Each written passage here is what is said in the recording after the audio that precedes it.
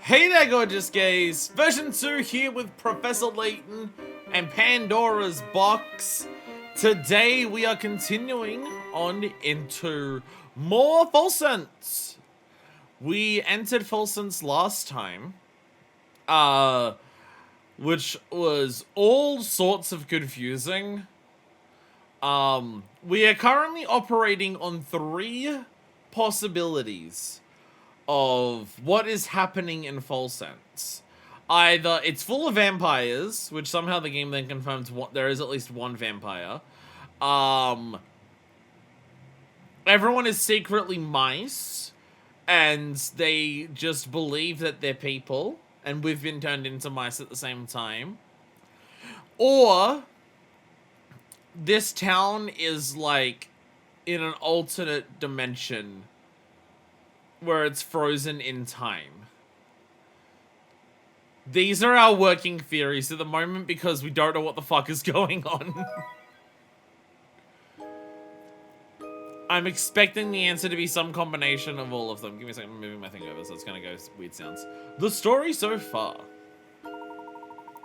Layton and Luke, vampire mice from a different dimension. Layton and Luke run around town gathering whatever information they can about the Elysian box. On their travels, they hear about many curious rumors about the strange happenings in the town. However, they are unsuccessful in finding any substantial leads regarding the Elysian box. In search of better information, the two decide to revisit the Herzen Museum. What about the vampire? Surely mentioning the vampire is like...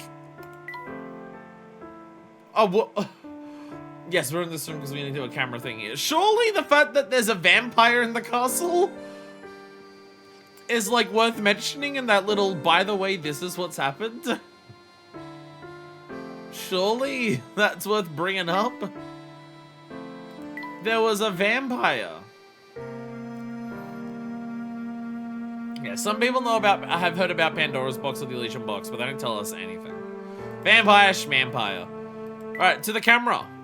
Because we also have to do spot the difference here. Oh my god, my nose. Alrighty. Well, I immediately see there's no bloodstains here.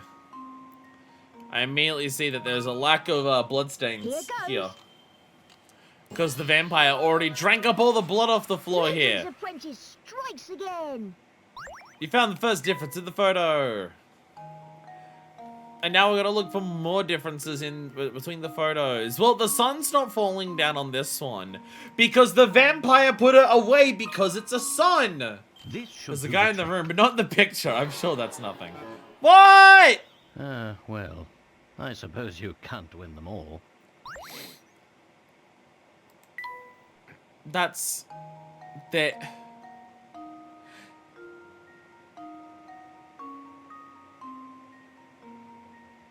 Oh, the top one doesn't go. Oh, okay. I was about to say, what the fuck do you mean? Like, this is like clearly. Oh, we're in a smaller thing for this because of the border around it. So this actually cuts off here, where up here it is actually. Okay.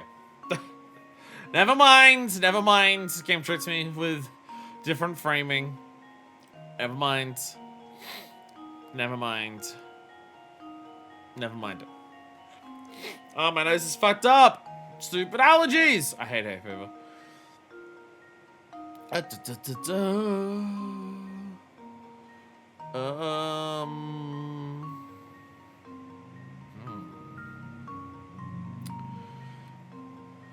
Ah! The mirror's not cracked. Because the vampire can't see itself in the mirror, so it punched it and got angry at it.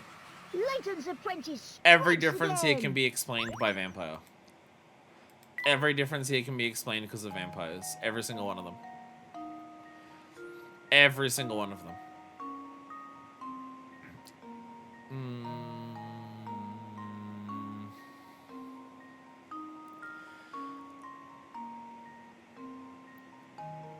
Look at the bottles down here.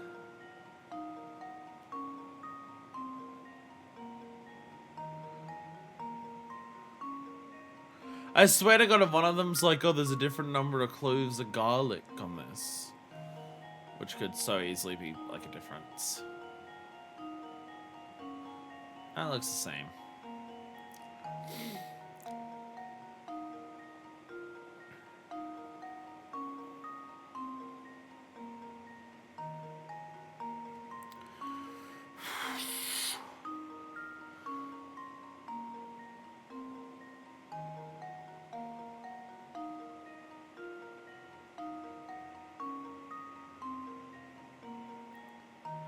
I'm struggling.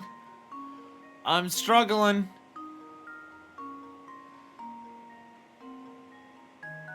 I'm looking at the dates.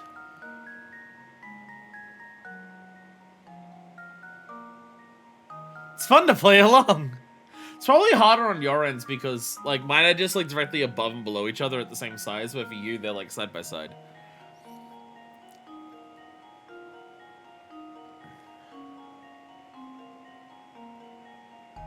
Clearly, this bit is a different shade compared to this.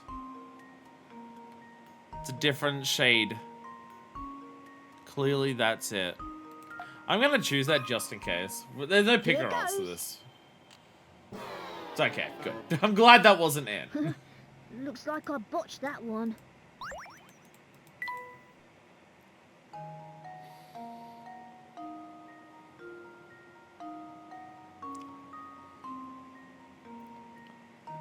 Going by like every little individual thing I can see and just being like, I'm gonna highlight this and have a look and try to match where that thing is to see if that thing is indeed in the same spot as the other thing.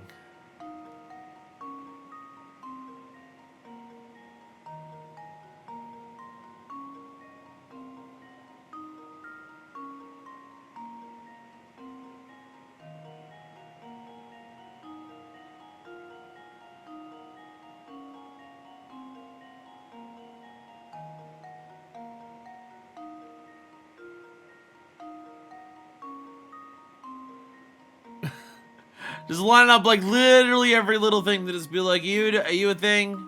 Are you a thing? Are you a thing?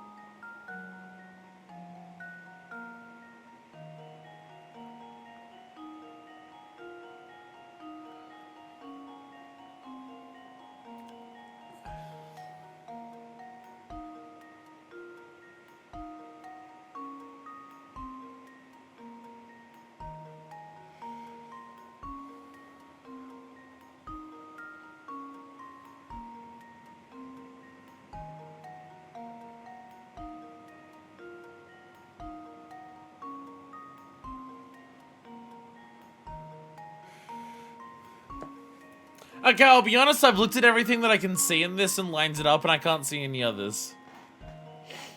I've gone through everything that I can find that, like, exists in the picture.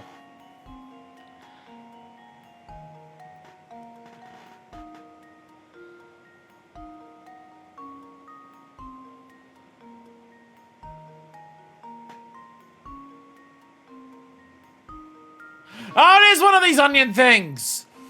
They are different. It is one of the onion garlicky things. It's one of the garlic things. They're facing the other way. Just leave it to me. That was Tiniest almost of background amazing. details.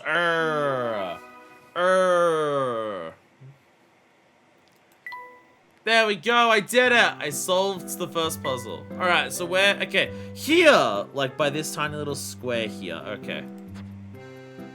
By a tiny little square. We found a puzzle! And now we move on from 69 puzzles, sadly. So this is because the vampire ate the garlic! The vampire ate the one extra garlic at the top of it! Vampire tried to get rid of the garlic, but then remembered it was garlic, so it turned around and it was still there.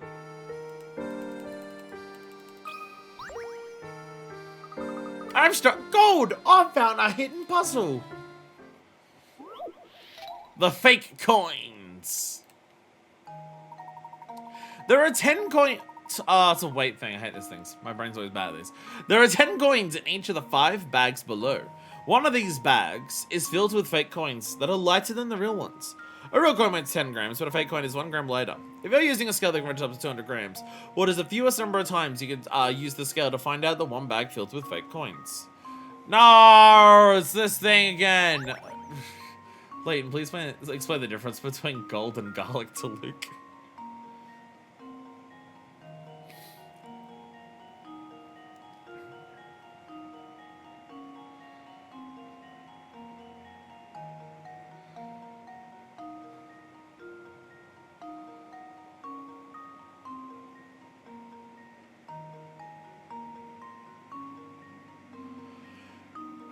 My brain's saying 3.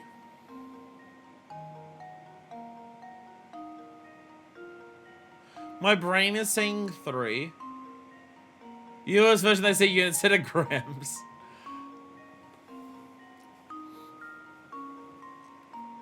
My brain's saying 3.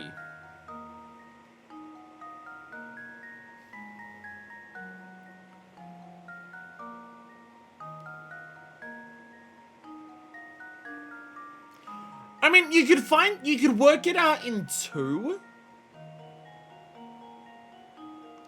But you have to be lucky. Well, actually, no, you don't. No, it doesn't. Yeah, you have to be lucky at all. 2.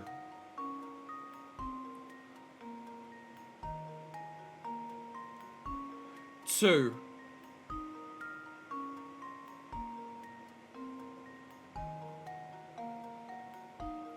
Oh, but it's possible. 3.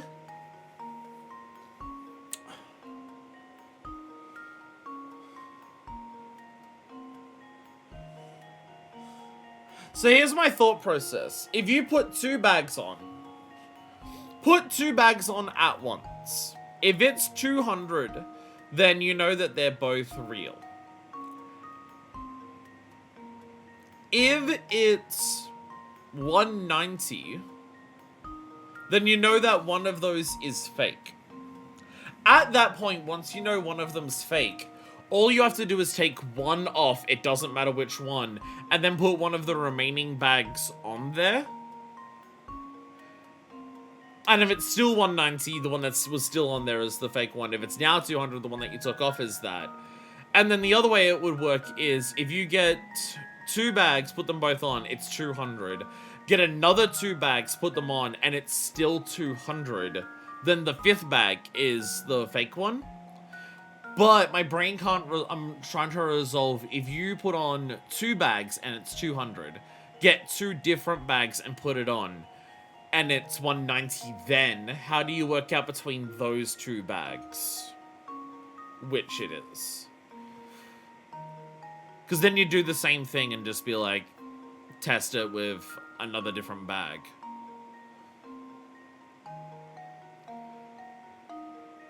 So depending on which bag you put on there, it could be 2. But I'm trying to work out a mental way of it being that if you put on 190, then how do you guarantee that?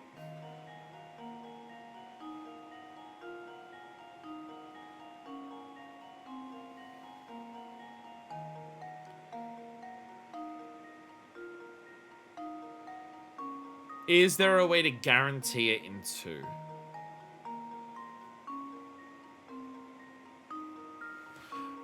I'm just gonna go for it and say 2.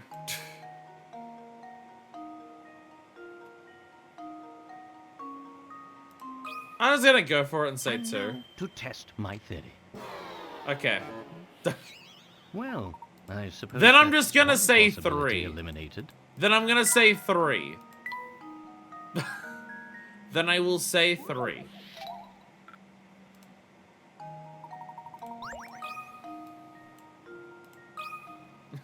Consider this puzzle solved. Well, I suppose that's 1? one possibility eliminated.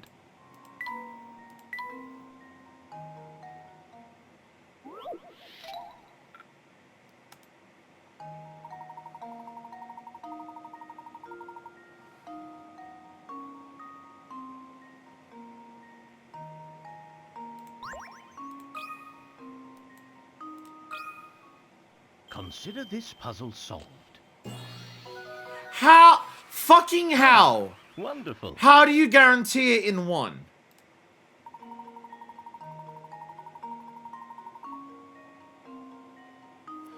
You only need to use the scale once. From every bag, remove the number of coins indicated by the bag's number, then just weigh these 15 coins once. If all the coins are real, the combined weight would be 150, but you'd end up with a weight less than this. The difference between this actual weight and the 150... That's an incredibly clever solution? Okay. Okay, that's an incredibly clever solution.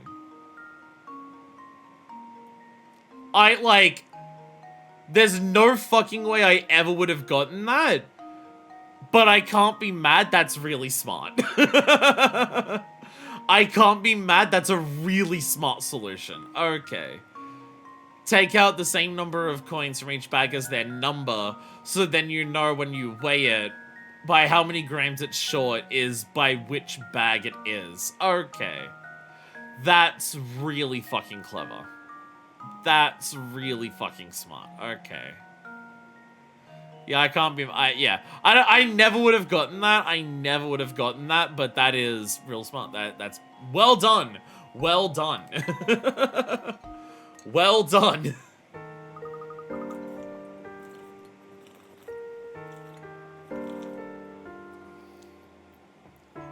Wow, that puzzle actually made me break a sweat. So you know what that moment is? That moment, that's like when you watch like a crime drama or a mystery drama or something like that, and you see the character on screen put together the puzzle, and you're just like, oh my god, that is so smart. That, the game did that to me. I didn't work out the puzzle, it's just, I knew if it wasn't 2 or 3, it was definitely, it had to be 1. So then I'm just like, okay, so I know it's 1, but how the fuck is it 1? And then the game revealed that, I'm like, oh, that's really smart. That's really smart. Have we been everywhere here?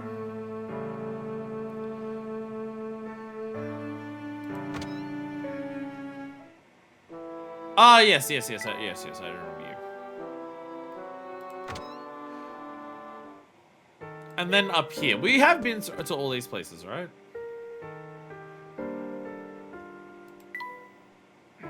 Yeah, this takes us towards the castle, we can't go there. I'm pretty sure it's because we basically went everywhere that the game said, you gotta go to every room and talk to people, and then that's when the game will say, hey, by the way.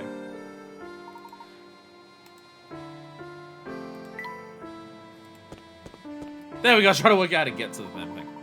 Well, look at that. The gate is open now. Now we can finally go inside. Yeah, I assume I would have ended the stream when we did everything else and we just knew the museum was next. To the Herzen Museum! Ah, here they are. Here these two are. Statues all seem to be growing. Eek! Eek gads, Professor!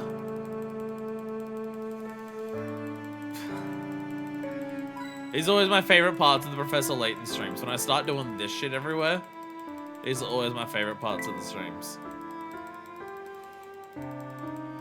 Always my favorite parts of the streams. I just gotta click on everything. There we go.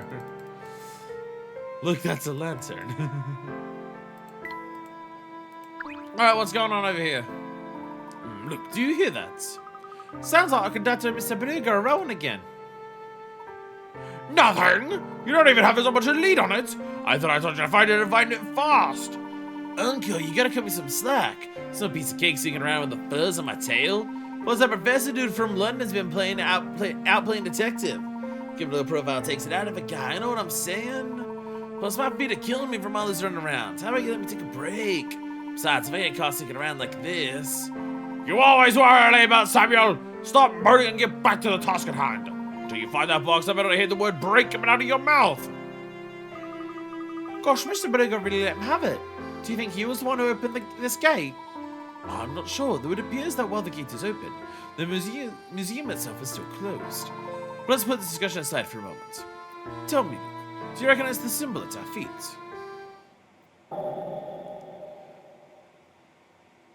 No? I can't even... I mean, to be fair, the game's also showing it to me at such an extreme angle that all I can make out is this a tongue? The stone has been worn down over the years, but I've definitely seen this design before. Oh, it looks like a symbol on the book we found lying on the street. That it does. But I'm certain I've seen something like this in another location too. But where? Ah, yes, now I've got it.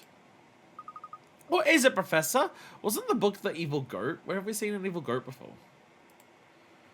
We must locate Inspector Chelmy at once. I need to see that photo he acquired from the crime scene. But his town is so big. How are we going to track him down? Well, it's quite late now. He may return to the hotel for the night. What do you think? I think you're probably right. Quickly, let's head back to the hotel.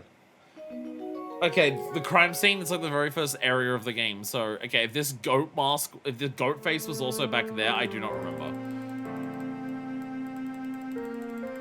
If the goat was also back then, I do not remember. I've only gotten 2 coins in this room, but I think I've... Wait, I can go forward, though. Oh. Hello there. Hello. Gregorio. Howdy, the name's Gregorio. I'd rather run a chicken soup without than one day without chess. You want to get on my good side here what I have to say? Fine, but first a little chess. Well, this should be interesting. Oh, chess puzzles. Oh, it's a crime we're trying to solve. That's the plot of the game. Oh, yeah. Right. Our friend fucking died. Right. Hello, Fingerman. Oh my god, it's Salad Fingers. Lead the knight on a trip around the board. Chess knights move 2 squares forward and 1 square perpendicular on each turn. The initial direction can be up, down, left, or right. Move this knight around the entire board, landing on each square only once. Oh. Restart. Shit. Okay. Okay.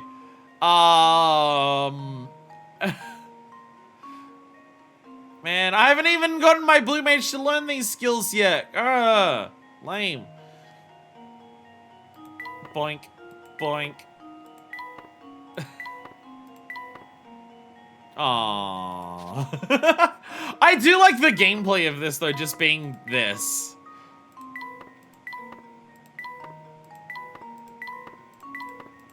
Hey! Hey! I do appreciate the gameplay of that just being like a cute little, they bounce around, and it's just, it will fill in the gaps for you. I do appreciate that. Well done. The Night Steal is a classic puzzle that's well known in many countries. I said very tactile. It's not, because a lot of puzzles in this game, you're looking at a static image and you're like working out stuff in your brain, or you're just like circling a thing. There might be a couple of things like you're pressing things to fill in stuff, but seeing that with like it actively changing which spots are highlighted when you click and you see the thing going around and like you see the little horse do the jumps. That's very nice. Very nice, sonny boy. That's more than where that came from, but that's like a breather for now so you can hear my spiel. Back in the day, this town was full of aristocratic families, but one day this all just up sticks. The Herzen family is pretty much the only upper crusty family left in town. Localization difference? It's about this guy giving us history lessons. Just so you know, next time we meet, I'll have something even more difficult for you. Neo-West registers forward instead of 4 woods in 1 pot. Yup, museum doors are shut tight. There's no going in there. Are you discovering these localization differences yourself? Or are you looking up a list of differences and other people have worked out that in a localization difference, one of them added or dropped an S?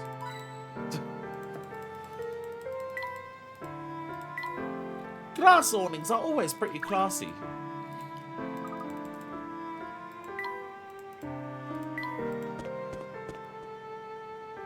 Okay, back to the hotel.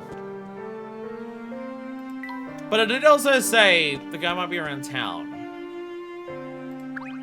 Hey, doggy. Rawr. Let's find another way through town. Dog with the nappy, what will he do? Shit the nappy, probably. Oh, look, it's this guy we traumatized.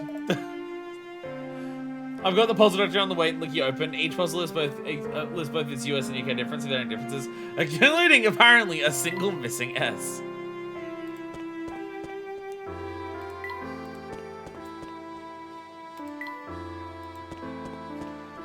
So, Doodles, I'm not autistic, so, I don't know.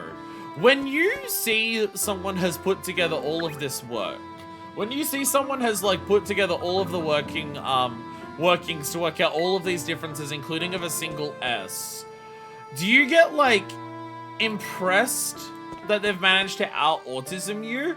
Or do you, or is it like, another challenger for me to compete with? Oh, did you see that? Huh? See what? The ghost, of course. One just slowed by all oogity boogity, I swear. Drat, I must have missed it. The second, absolutely. That's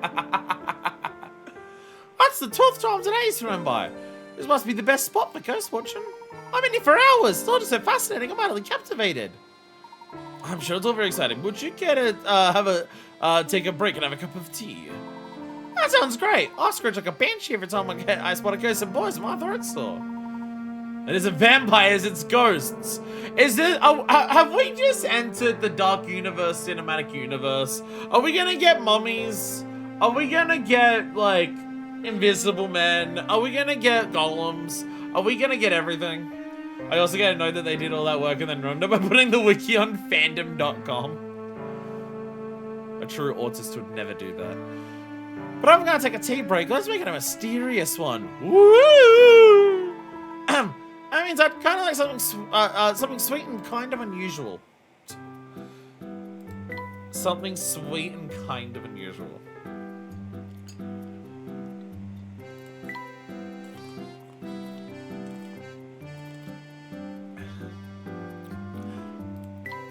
It's gotta be weird. Spicy kick. Just like me. Sweet, mild, and spicy. Hey, this has sweet, mild, spicy. What the fuck does sweet, mild, and spicy mean when you put all those things together? Or when you say mild, do you just mean mild on, like, the tea flavor? Like, the other parts are intense, but the tea flavor itself specifically is mild. Scrumptious! A clear spreads across Clarice's face. She seems restored and cheerful. There really is something a little mysterious about the way this tea tastes. Good job. I'm glad you liked it. Oh yeah, it was great. Let me think about telling you where the spookiest ghosts in town hang out. Folsense got a load of great ghost watching spots. Thanks for the offer, but I'm scared enough as it is. So we really do, every single time the pop-up at the bottom comes up saying that you've done something, you have to talk to everyone else. Spicy! I love spicy. Don't really know what mild means in the context of a tea minigame. I'm assuming mild tea flavor. Like, no matter what tea you have, there's the inherent, like, tea aspect to it. Maybe there's a particular common thing, but in my brain, it's like basically, like, I call it like the tea leaf flavor, basically. Like, every type of tea that I've ever had has it. Even across different types of tea. Like, even green tea has a distinct, like, tea-esque flavor to it that is different to the other parts of the flavor. I would assume mild as in that. Because some teas are very strong in their flavoring of the tea leaf, but some of them are, like, much weaker. That's, like, when I buy, so I tried elderberry tea yesterday. It turns out the tree growing in front of my house is an elderberry tree. Well, there we go. Nice. You can just get berries from in front of your house. That is awesome. I just finished my tea. Layton, can you give me some? So, like, when I go to buy iced tea, I love me some peach iced tea. Not enough to make it myself because I'm lazy, but enough to pay other companies, like, $4 a bottle to get it because I really like it. And there's, like, I can give you... It tastes slightly medicinal, but might be nice to combine with some other flavors. Okay. Because, like, for the iced teas that I can get that are common ones, for peach iced teas, I could put them in order in terms of how much, like, tea they actually taste. So that's kind of, like, mentally where I go for. Like, if it's a mild one, then it's one, like, if I wanted one of those and it's a mild tea flavor, then I'd be like, oh, okay, this one. You can drink it and tell that it's tea, but that's about it. Whereas some of them, it's just like, oh, this is a very potent tea flavor. Like, the balance of how much does it taste like tea compared to how much does it taste like the peach flavoring inside of it, I guess. That's the only thing I can think of when they say mild here. But they use the word mild like it's its own flavor and not mild as in strength. It's like, oh yeah, mild is its own flavor, like sweet. And I'm just like, no. Mild's a level of strength of flavor, not its own flavor profile. That room is so through time just fused back. Can't remember exactly what happened.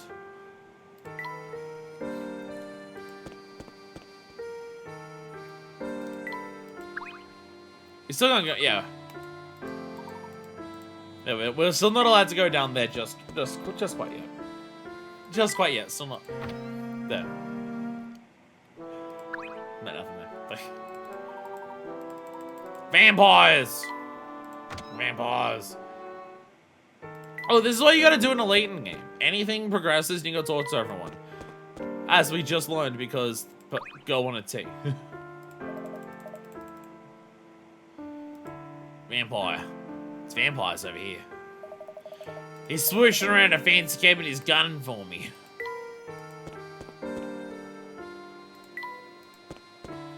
So the thing that's confusing about this town, more than anything, is the fact that the town's incredibly confusing. I'm so good at words.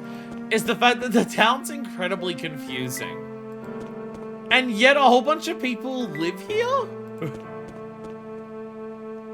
Like, this town is so mysterious and ominous and we don't know what's going on, but yet a lot of, like, it's not like an abandoned town. People just fucking live here.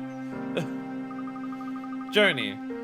Hey, what's with the long face? It's all very grown up here to suck like that. Honestly, I can't stand to see you looking like that. This little puzzle my friend told me. How old? I didn't go back into the camera shop. Might have been a thing there. The difference between Mum's age and Dad's age is the same as my age. Oh, my big sister's twice my age, but happens to be 1/3 of my mum's age. And one more thing, in 5 years, I'll be my sister's age. How old am I? Oh, okay, so, okay. And one more thing, here's the answer to the puzzle. Okay. Okay. So, the difference between my mum and my dad is the same as my age. And my big sister's twice my age, happens to be 1/3 of my mum's age. And in 5 years, I'll be my sister's age. That went from, like, English to Kiwi during that. That was terrible. So, okay. So, my big sister's twice my age. And in 5 years, I'll be her age. So, you're currently 5. If someone's twice your age and in 5 years, you're their age, you're currently 5. And then your big sister is 10, and your mom's 30, and your dad's 30. Wait, how old am I? Wait, how old? I don't even need to work out the other ages. It's just the kid's age. Okay, I feel like I'm over. Wait, is this one of those where the answer's really simple, but they just give you a lot of shit that doesn't matter? Difference between my mom's age and dad's age, same as my age, and my big sister's still gone 5 years. Your sister will also be 5 years older. No, vampires, remember? Vampires. Her big sister's actually at the age where you stop aging when you're a vampire.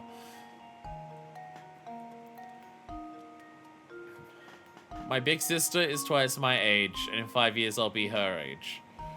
How old am I? 5? This is 5? This should do the trick. You're just 5. There was so many other... I feel like this game's had a lot more of those. I feel like this game's had a lot... Yo, I'm lucky. I feel like this game's had a lot more... Here's all this information. The thing that we're gonna ask you for the answer is the simplest thing to work out. Not bad. And then they tell you everything else.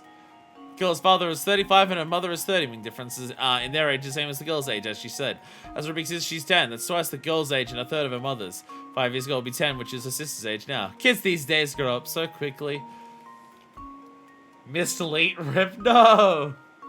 Kids these days grow up so quickly. Back in my day, we only age 6 months every year. But now kids these days, they age a year every year.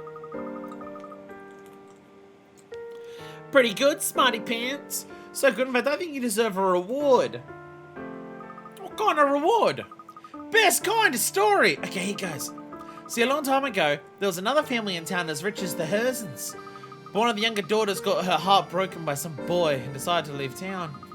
Could just be a story somebody made up, but if it's real, that boy must have been a total loser.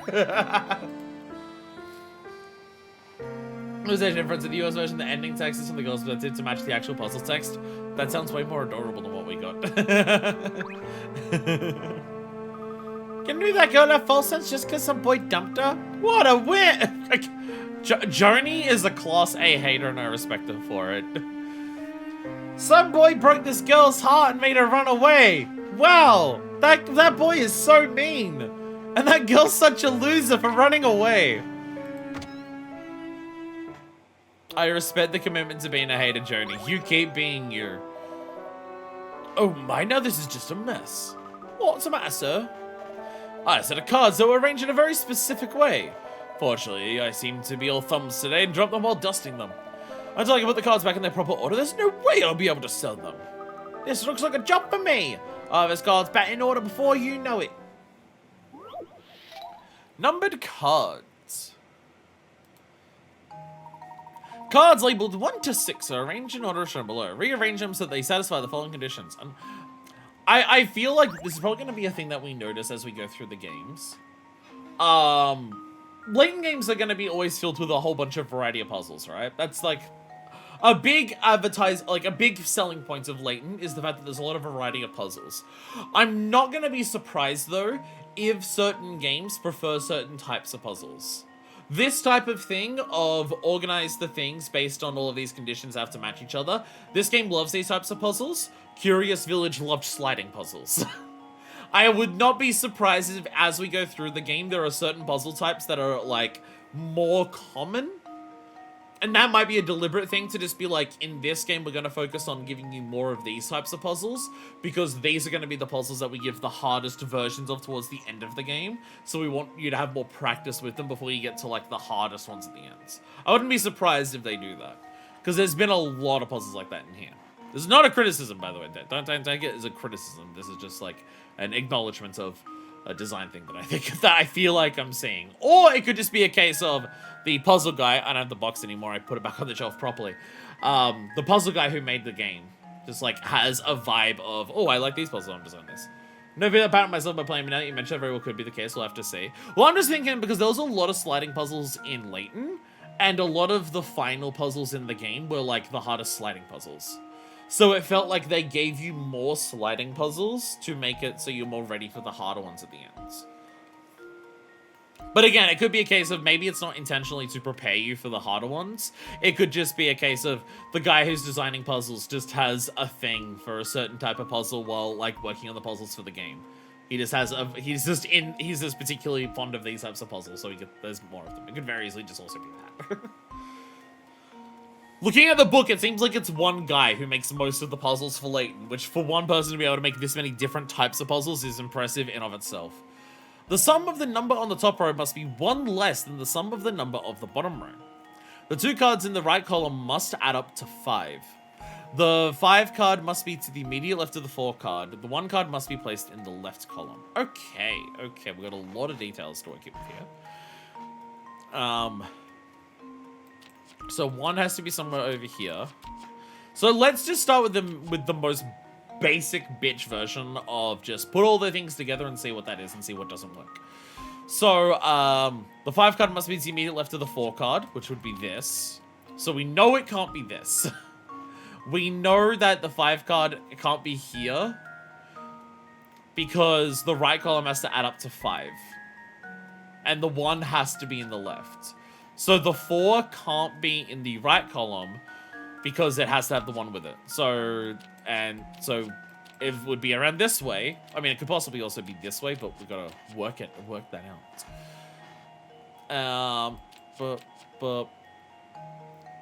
So what's this? Okay, so 6, 7, 8, 9, 10, and then this is 9, 11. Top row must be one less than the sum of the numbers of the bottom row. Oh, so I'm already done.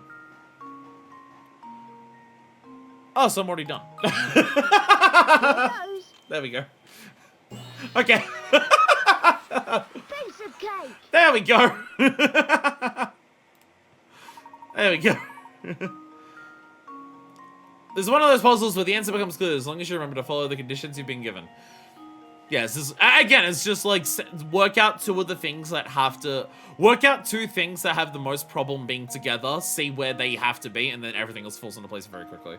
That's how we've done all these. Akira Taga, who also created a quiz book series called Atamina Taiso, which ran for 44 years and sold over 12 million copies. Very impressive. Very impressive. The types of people who can come up with puzzles, like, because coming up with puzzles is such a specific skill set. Because again, as is going to come up a number of times while I'm playing this, I also sell puzzle books at work, which is part of, like, you know, the whole variety thing I've talked about in the previous game. Just like, one of Layton's strengths is the fact that a lot of people are going to come into it and enjoy the variety, which for people who enjoy puzzles is not very common to enjoy variety.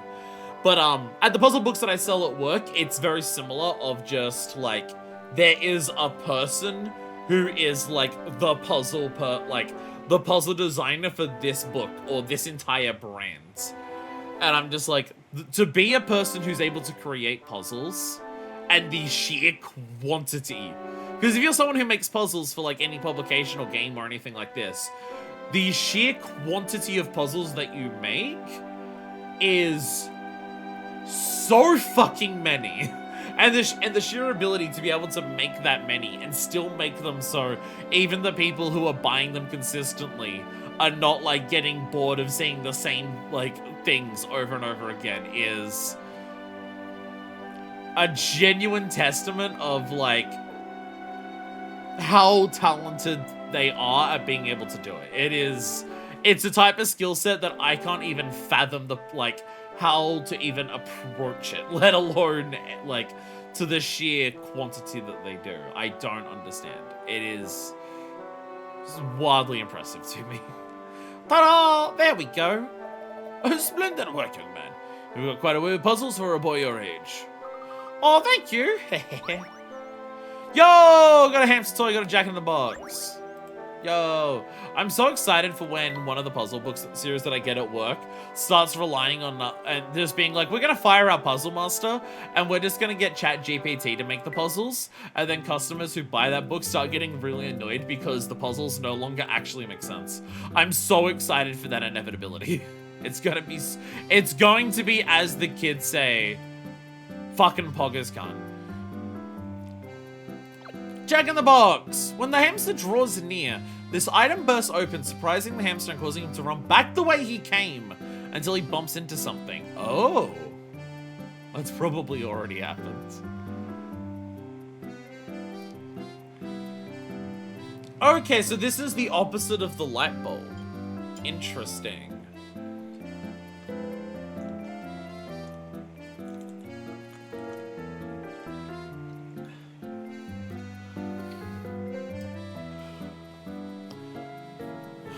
Okay. So on the light bulb like this, where it just goes into the wall, was very obvious, but to get like... Oh. Tricky and dicky.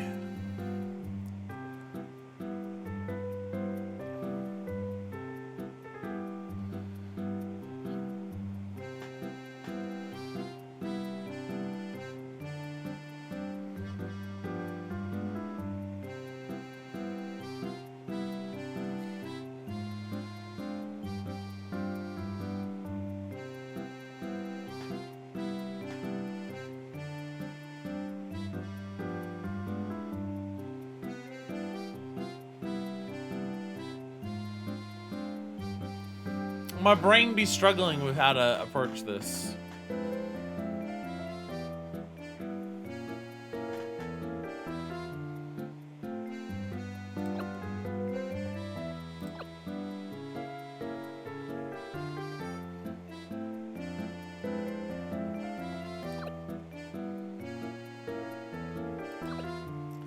I wasn't sure if there was like a sliding scale of like the flowers, tree stumps, and the houses.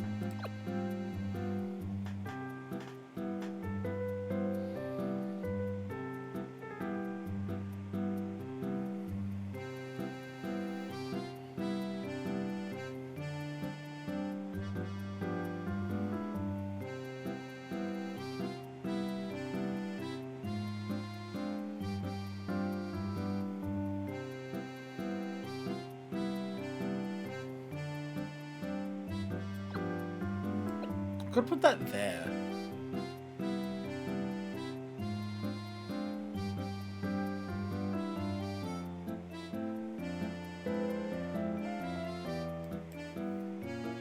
My thought process is here, but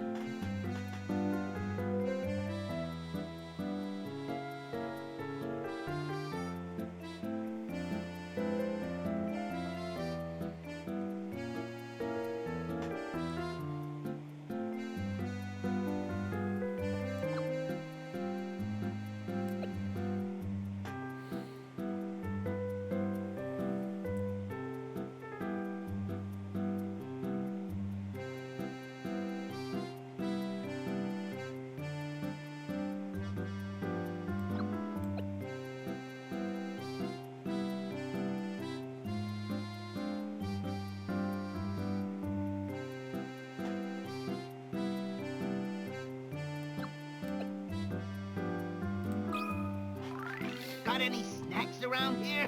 Don't know unsure about of like exactly how he's going to move on some of these.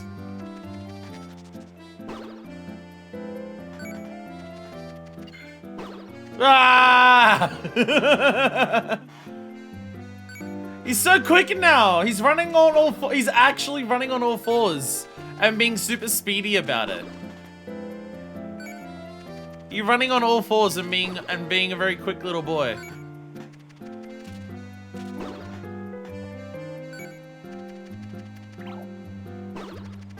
Hey! Hey! Oh god. Man, Yo! exercise rocks. Yo! We got the 30 at least. Oh yeah! Sergeant Death will now sniff out hint coins for you! Yo! Luke and Sergeant Death are now best friends! Yo! The Animal Lover's House has been added to Layton's challenges. Yo! Look! Hamster! The hamster thing has changed!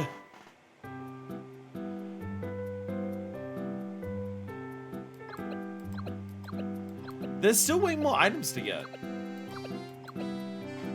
There's still more items to get. There's still more items to get. So how does this... Okay, when it said added to Layton's challenges, what does that mean? Is that a thing from the main menu? Is that what that means? Is that a thing from the main menu? That there's now, like, harder versions of this? I'm honestly shocked we were able to finish the hamster stuff before actually getting... Like, to finish the camera, you obviously needed to get the whole camera there, and then you gotta start taking photos of places. I'm kind of sure that the hamster's already finished, despite the fact that there's still clearly 3 items. Like, there's still 3 items to get. I'm sure that's kind of already finished. It's post-game puzzles, I think. That makes sense. Oh, by the way, chat, if you see a camera in the corner and I miss it, yell at me. Jackpot. Oh my god. Oh my god. Sergeant Death, you are... Oh my god, Sergeant Death, you are so good. Sergeant Death is so good. Folsense used to be home to many families of noble birth. Then Duke Herzen discovered a vast gold deposit on the outskirts of town, which changed everything. Folsense developed rapidly, but the word of the gold brought in all sorts of unsavory times. Like, if you're familiar with the hamster, I came with a completely different 30-step solution alongside you, for instance. Oh, well, there we go.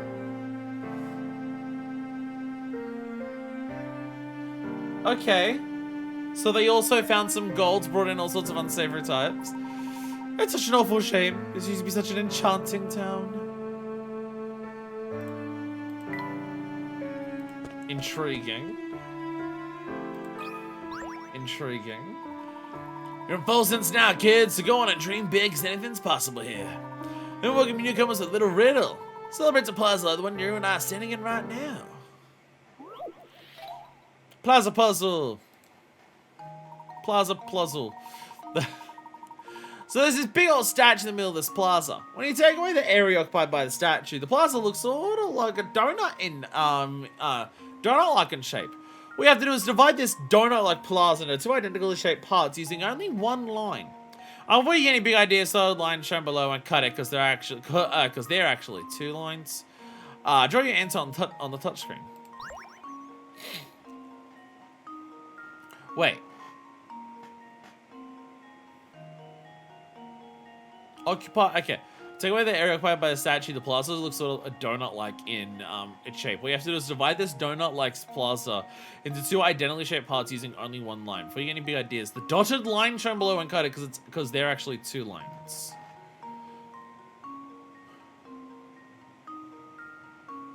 Oh. Okay.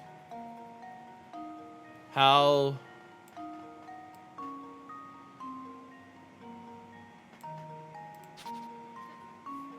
Okay, the fact that I have super free roam feels like there's something very specific I can do here.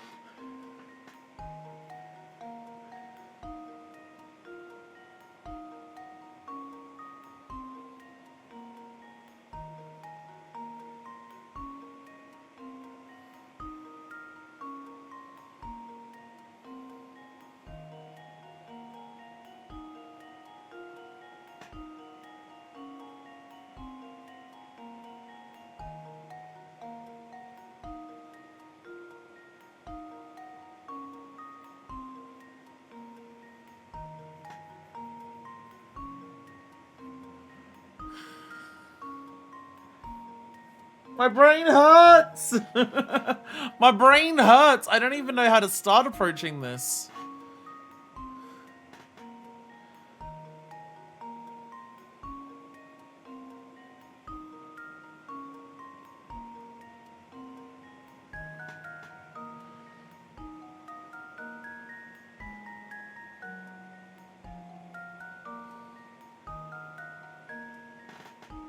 I straight up don't even know where to begin. Like, I'm trying to, like, mentally picture a bunch of different lines in my head, and I'm clearly missing, like, a key concept of how this is meant to work. Because I've got nothing.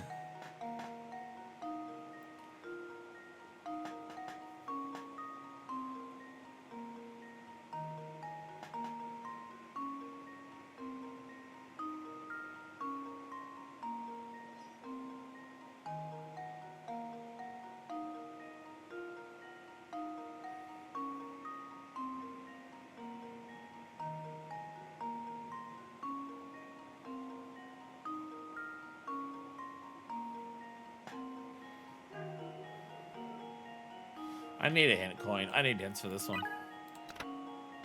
Plus, if valid two lines makes the answer valid. The fact that you need to use single line as a kid. Yes. The hint one is just the riddle. Even if you avoid drawing a line through the middle of the plaza, no single straight line will divide the plaza into two pieces of the same shape. You notice that the goal here isn't to make two pieces that are the same size. Okay.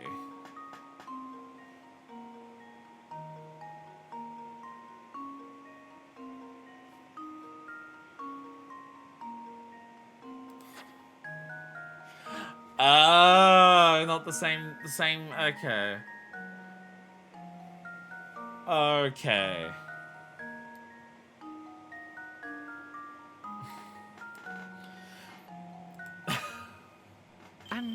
to test my theory. Ha! Wonderful. Okay, you make a donut in the donut, so you got another donut. Okay. If you draw a circle around the plaza about 1/3 of the way from the middle, your line will divide the donut shape into two identically shaped figures that are directly proportional. Geometrical terms shaped like these are known as similar figures.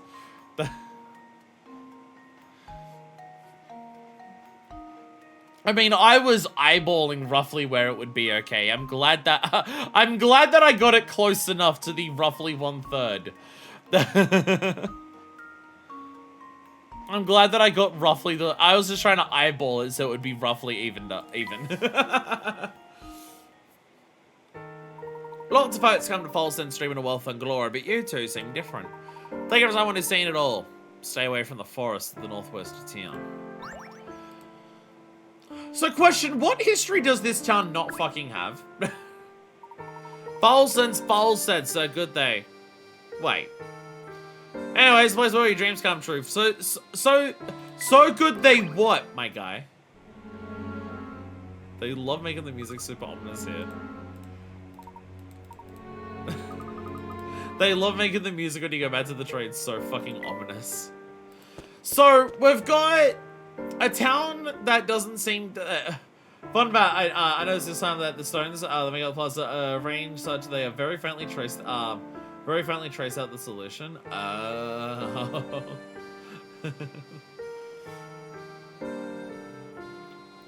So we've got Folsense, right? A town that seems to exist outside of time. We have Folsense, a town that you need to take a secret train to get here. We have Folsense, a town that's haunted by a vampire. We have Folsense, a town that had a gold rush in the past. What history does this town not have? It has seemed like we're going for the strategy of this town is going to have every backstory possible. Folsense, the town of every town. Also, there's also ghosts. There's also ghosts. Can't forget the ghosts. So, Flora. I'll be here resting. You two be careful out there. They really need to change this sprite. I can't see the whites in her eyes at all. It does look like she just has pure pitch black eyes. We will, Flora. Do be better soon.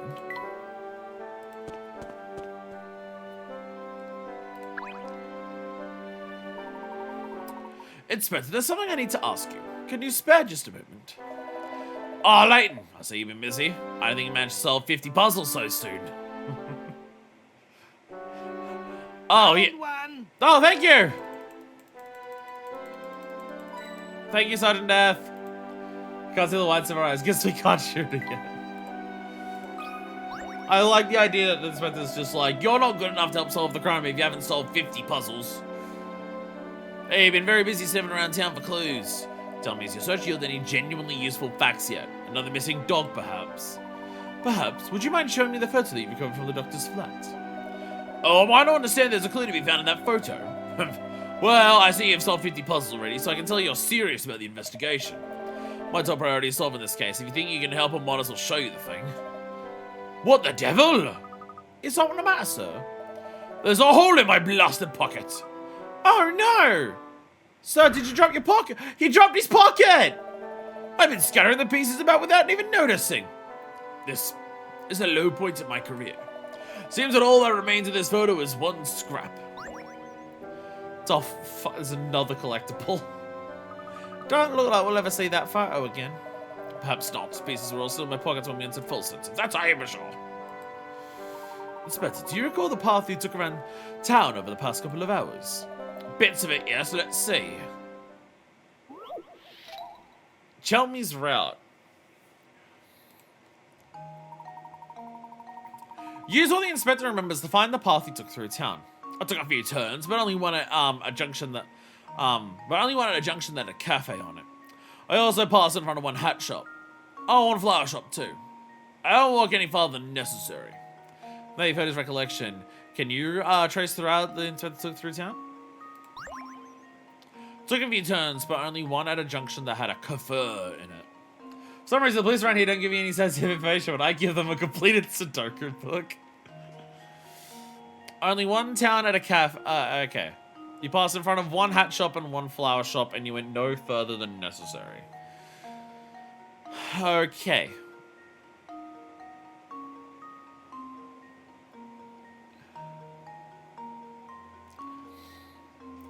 Nah. Took a few turns, but only one at a junction that had a cafe at it. Very specific.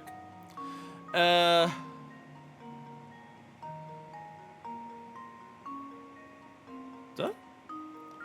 It's a few turns, but only one at a junction that... This is a junction that has a cafe, so you took a turn here. I passed in front of one hat shop, and passed in front of one flower shop. And now to test my theory. Why does this town have so many hat shops and flower A shops? true gentleman leaves no Cafes, puzzle I get. unsolved. Towns just have a shitload of cafes that I get. Why does this town have so many flower shops and so many hat shops? That's right, you may have identified this path through town, but the search for those photo scraps is just beginning. Folsense, the town of many flower shops. At least it's not like Calm, where every second building is a like bar. And then after leaving the northeastern town, I came straight back to the hotel. That should be enough information for us to get started. Thank you. Come, Luca, let's see if we can recover the piece of that photo by retracing the inspector's steps. It's like universe, which means hats are very important. Again, I'm still waiting for I believe the title of the episode is going to be Amazing Hat Lore Reveal. I'm still waiting for the moment where that happens, because they've now teased it enough that there's absolutely going to be lore about the hat. What's so important about that photo, Professor? I'm unsure of the photo's contents, but I'll have every confidence that it will lead us to the Elysian box.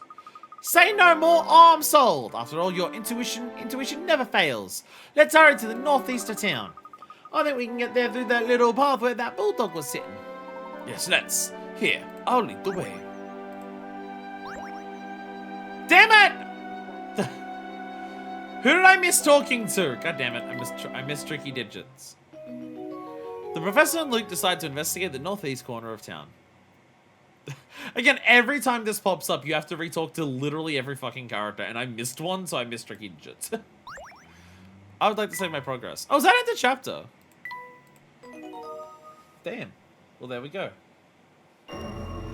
Shadows on the street corner. It's really hard for me to tell how close to the end of the game we are. Because I feel like... It feels like arriving in Folsense is like almost the equivalent of arriving in the fucking Curious Village, which I'm now actually forgetting the name of the Curious Village because we just keep calling it the Curious Village. Because it's like, I feel like story-wise, there's a lot to go. I feel like in terms of the story, there's a lot to go, but also there's only one mystery left to start, but then there's also all the mysteries to solve. But also, like, our main story puzzles, Saint Mystere, that's the one. But also our, like, main puzzles are getting to the points where they're in, like, the 60s. And I'm gonna guess that our main story puzzles by the end of the game will be roughly in the 80s, because past that is, like, post-game puzzles or, like, the bonus puzzles we're coming across. Like, it feels like story-wise, there's still a lot left to uncover, but there's some gameplay stuff that's kind of, like, feels like we're getting to the end. It's a little confusing. Shadows on the street corner. Hello there. Jackpot! Thank you, Sergeant Death. Thank you, Sergeant Death. Welcome back, sirs. Still busy with the investigation, I see. Though lovely, our town is quite vast, so take care not to tire yourselves out. I'm sure your feet must be sore, so why not sit for a moment and enjoy this puzzle I've prepared? See, this is like a side puzzle and it's at 92. So surely the main story puzzles won't progress past the 90s, but we're already in the 60s. Like high 60s, I think, for like main story puzzles. This puzzle is worth 40. Lucky you! You've inherited a 5-square plot of land that's rich in precious metals. Each chunk of copper ore has a value of 1, each silver chunk has a value of 3, and each gold chunk has a whopping value of 5! I pick 5 squares of land for yourself, but the 5 squares must be connected to each other. Squares diagonal to one another don't count. Task is to claim the most valuable 5-square plot possible. Can you do it? Okay. Oh, okay, that is let me do that. That's fun. Okay, that makes it easier.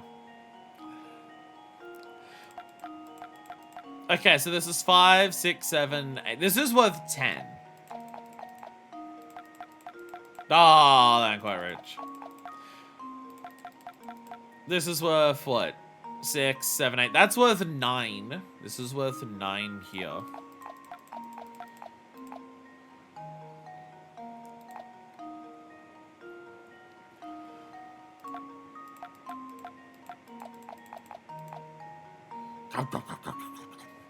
Sounds like chomping sounds.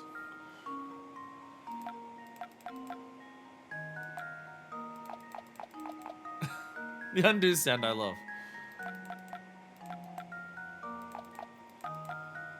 Surely it's not as simple as this 10, right?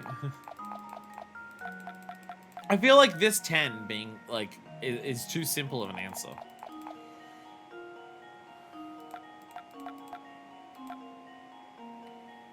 But even that's like, yeah, it's like, that's 9.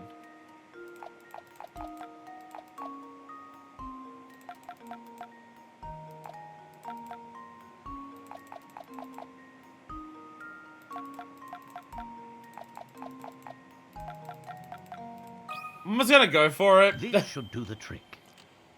Yeah, no, it is that one. Okay. And there we have it. It just felt like there was gonna be a trick to it. The blood, the land of solid is the only one that achieves a value of 10, the highest value possible given the conditions of the puzzle. I really figured there would have been, like, 4 ways to make plots worth 9.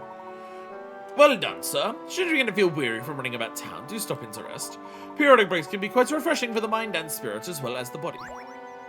Diary key! Diary key! We got a diary Chiari. I forgot what the previous ones. Oh yeah, meeting the enchanting girl, bump into her, and she's the daughter of some fancy lord. And you've started courting her, right? Yes, I remember. Okay, I remember. Father has always done what he wants, regardless of who may object. He's that way even with everyone, even his sons. So no wonder my younger brother always seems so irritated with him. Even so, he and I must endure father's whims because, as the next in line to rule Folsense, we cannot leave this town even if we want to. We are stewards of this town and we must stay here and watch over it.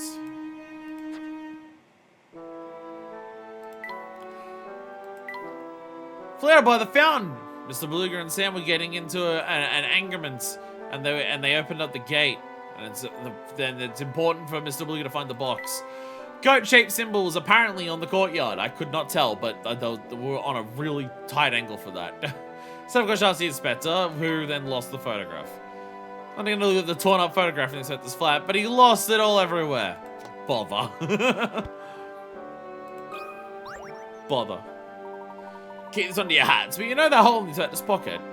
A dog did that. A dog, officer. Which dog? Inspector told me he had an altercation with a canine by a patch to the northeast of town. Well, dogs can sniff out mean people, you know. That just more proof that he needs to be nicer.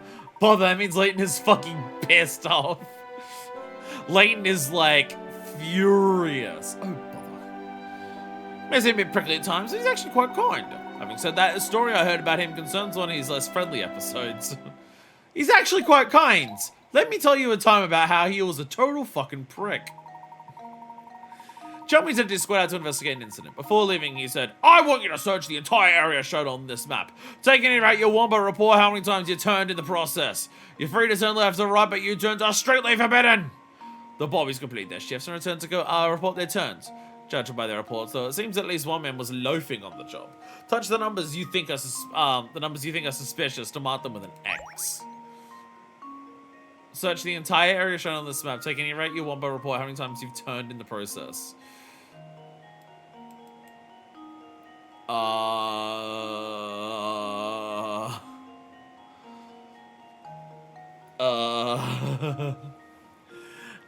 Okay, so do I have to, like, work out the minimum number of turns? I mean, the entire town just means you need to, like, go everywhere, right? So, 1, 2, 3, 4, 5, 6, 7, 8, 9, 10, 11, 12, 13, 14, 15, 16, 17, 18, 19, 20, 21, 22, 23, 24, 25, 26, 27, 28, 29, 30, 31, 32, 33, 34, 35, 36, 37, 38, 39, 40, 41, 42, 43, 44, 45, 46, 47, 48, 49, 50, 51, 54, 57, 60, 63, 66, 69, nice. 72, 75, 78, 81, 80. Okay, it doesn't help at all. Fuck!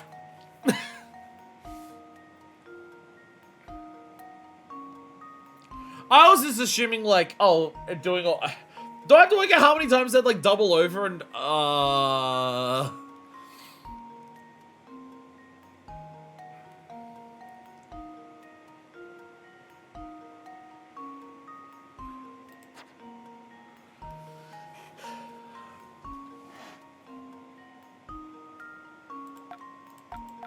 want to say this, because I'm going to assume the amount of turn, like, I'm assuming this guy's going to count roughly how many turns it would take and just say it, and he didn't actually do it, and these two are just wandering fucking everywhere. And whereas these two actually, like, walked everywhere and counted. And now to test my theory. No, I'm wrong. Oh, my. Think This hard one about is the puzzle. quite I am not sitting here all day working out how many turns this is. I'm not doing, like, I'm not working out the number of turns it takes to actually, like, explore the entire... I'm not doing it. I'm not doing that.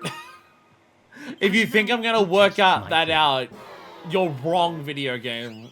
Well, I suppose that's one possibility eliminated.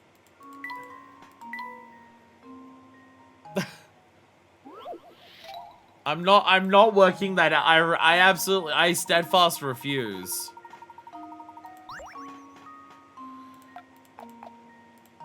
I'm not working it out. To test my theory.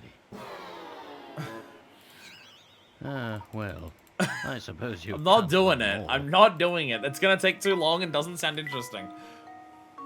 Also, because I'm not even 100% sure what the puzzle's actually asking me. It just says, choose which ones are sus. Choose which ones look like they vented. If one of the policemen had said he turned a total 1,000 times during the investigation, so they would have no reason to doubt that Bobby was telling the truth.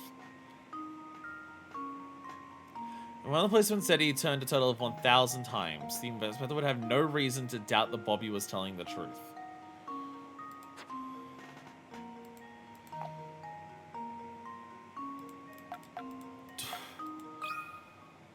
This should do the trick.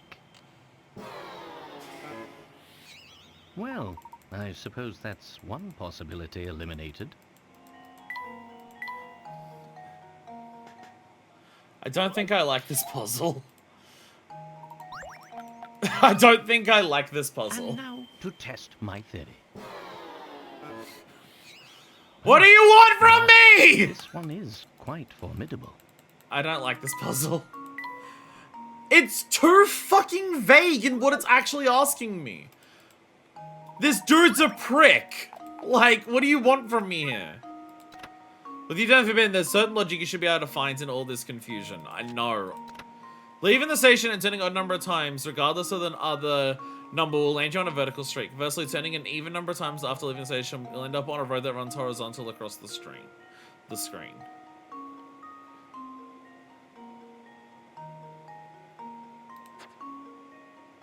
Oh, so because it's horizontal here. Okay.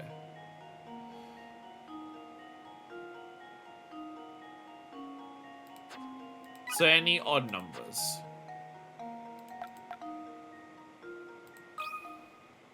This should do the trick. Okay. Ha! Wonderful. I don't like that puzzle. I don't like that puzzle because the guy, like, it's too vague in terms of what it's asking of you, because, like, this dude is characterized as being a fucking asshole. This dude's characterized as being a fucking asshole, and, like, literally the point of this story, like, puzzle story-wise, is that this guy is an asshole. So when it says suspicious, it could mean fucking anything. Like, what if it's, like, is it actually possible to explore the entire town in the 80-something that the guy said? Sharp thinking. The two men who took 105, 113 turns must have been slacking off. Or they miscounted by 1. Because they had to count up to 100 fucking things while trying to analyze their environment. Bad puzzle. Bad puzzle. Bad puzzle. I don't like it. Since I obviously know the idea of, oh, they miscounted. It's like, this is the puzzle universe. They wouldn't have done that. But, like, this guy is still a fucking characterized as an arsehole.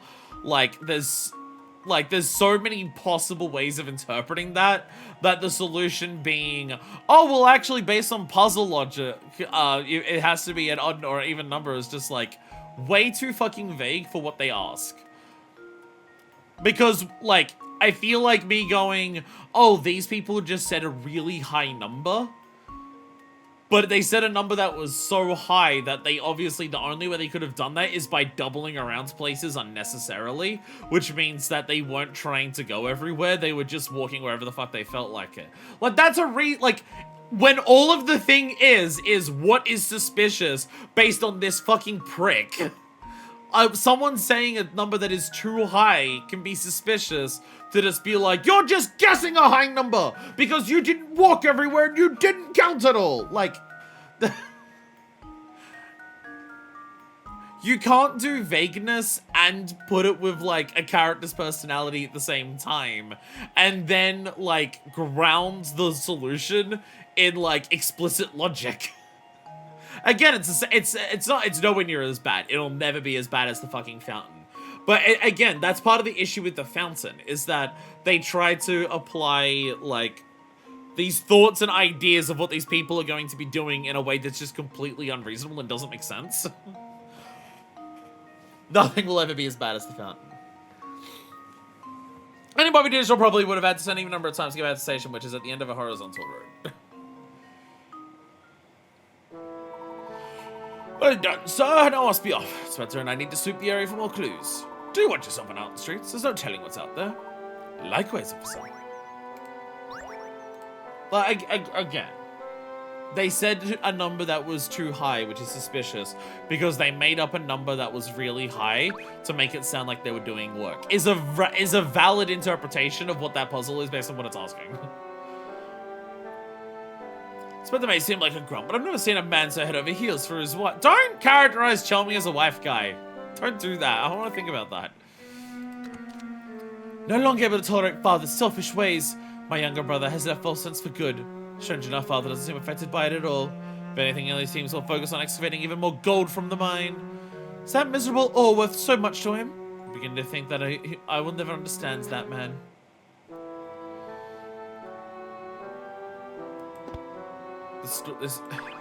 Again, this place has so many backstories. Folsense has so many backstories going on. It's really funny. Jackpot!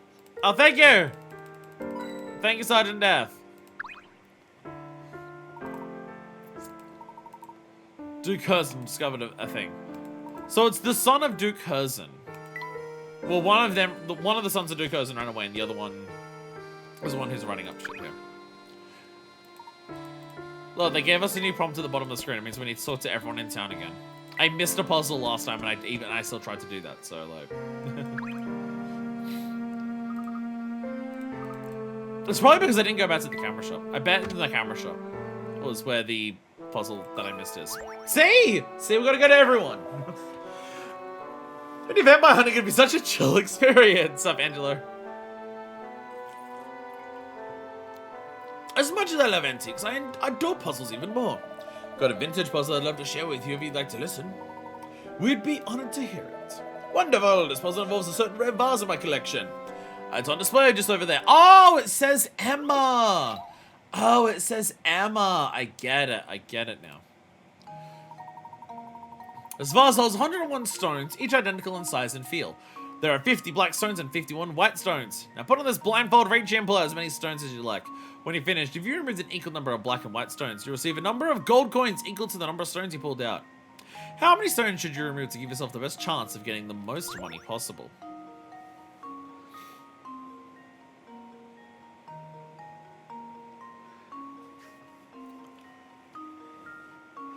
$101 stone, 101 stone, yeah.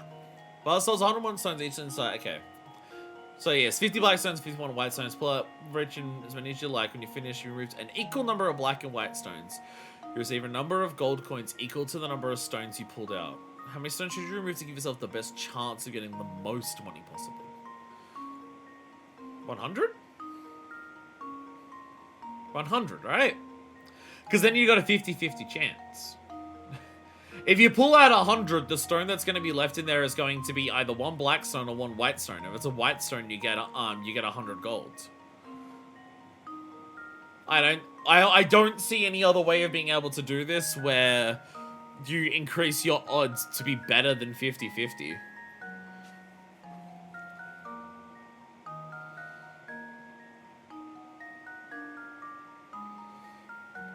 I'm gonna say 100. My handwriting is really good on the mouse. Don't worry about it. This should do the trick. Yeah, 100, yeah.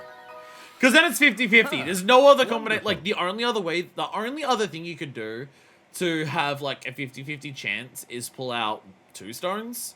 And even then, one I don't technically know if that counts as 50-50. Because there's 3 possible combinations you could get. But also, you'd get 2 gold. Well done. If you're 100 stones on the vial, there's only 1 remaining inside. Running stones white, you mean to select remove 50 stones of each color. Of course, removing just 2 stones will give you the same chance as winning the coins as removing 100. Yeah, okay, yeah, I was right. Yeah, it does do that. But the amount of money you receive for successfully removing 100 stones dwarfs the reward you receive for 2 stones. Yeah. If you pull out 2 stones, it's still a 50-50. Same as if you pulled out all but 1, but obviously 1 gives you a lot more money. Definitely solved. A brain like yours is a real collector's item. Stones in a vase. Too many people in this town who prize gold and silver above real items of real worth. My opinion, the real treasure Folsense are those items that have witnessed its long history. Well, no, so it's a guarantee you get nothing. Could pull out 99 and guarantee you get nothing.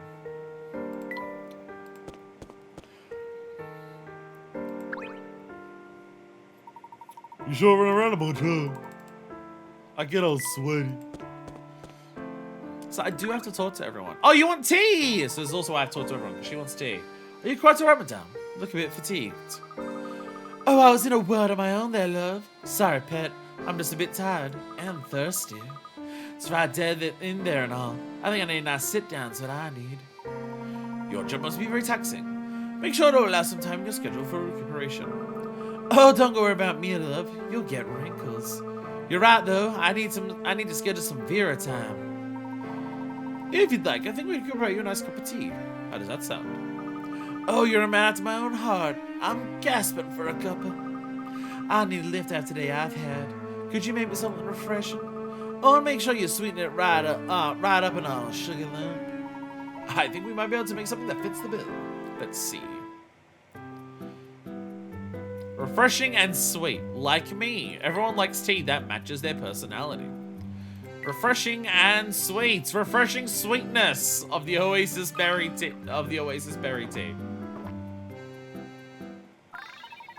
Absolutely delightful. A smile spreads across Vera's face. She seems restored and in high spirits.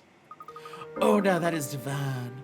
I do like a man who knows his way around a teapot. Sliding your face is passing down these days, but yours is the best light of love. Just a little while ago, when all the gentlemen came to town with a box all studded with gems.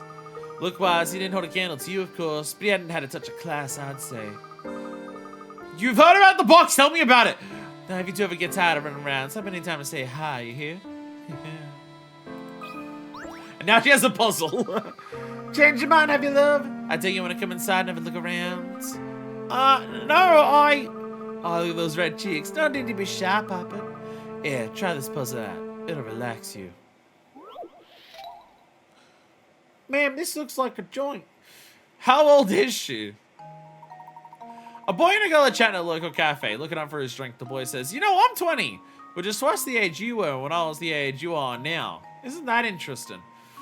As you can see, this boy isn't the most concise of speakers, but he said, how old's the girl he's chatting to?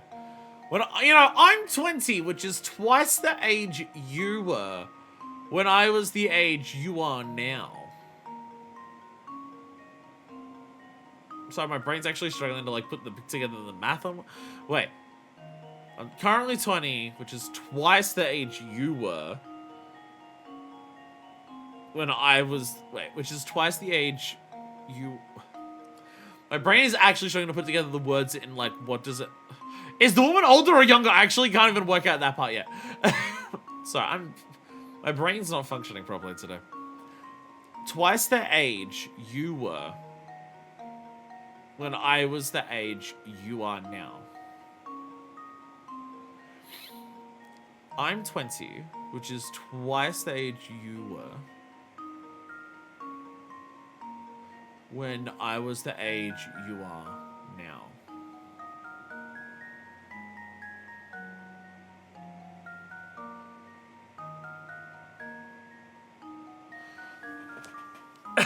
So I'm actually like really struggling to actually like trying to work out the order he means things. This is worded like it's deliberate because it's like literally the point of the puzzle. He's wording. I don't even know if she's older or younger than him at this point. I can't even what he's saying is breaking my brain so much I can't even work out if she's older or younger than him. I'm 20, which is twice the age you were when I was the age you are now.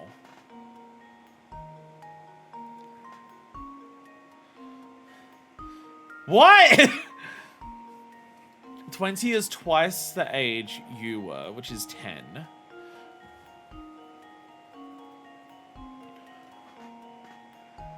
When I was the age you are now.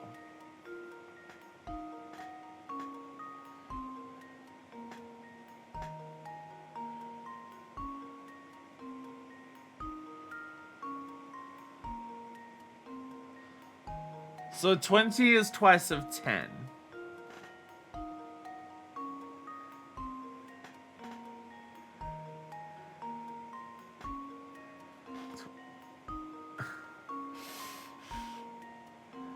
What you do is you leave. What you do is you leave. Sorry, this is I feel like this is the last straw that my brain has had of just being like, my brain is now broken. This is deliberately worded in such a confusing way that I'm really struggling to actually piece together what he's saying. The other age one that we had with like the little girl at the front was like worded nowhere near this complicated, and that was about several people. So 20, okay, I gotta write it down. So you're currently 20. So 20 is twice the age you were. So when you were 10,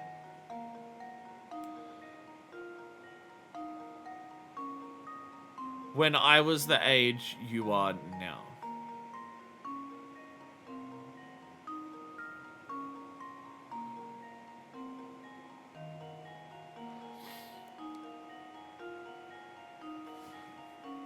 I can't actually put this together. I'm like really, like my brain.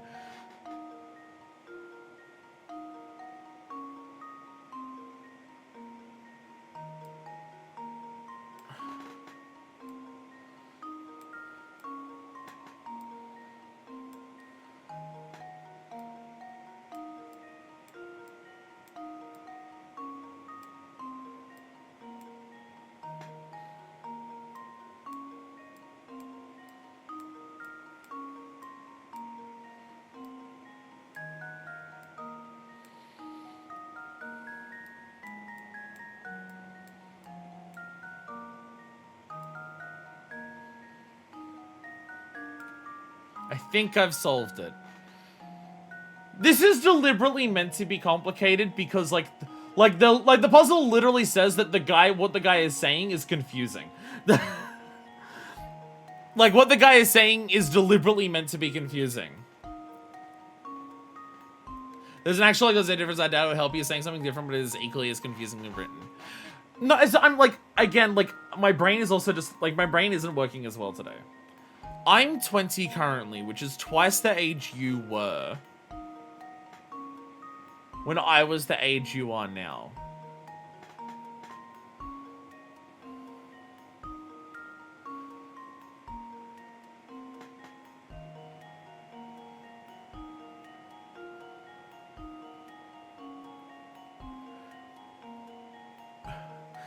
No, sorry, I'm really struggling. I don't know what this means. Okay, so I'm 20 now, which is twice the age you were.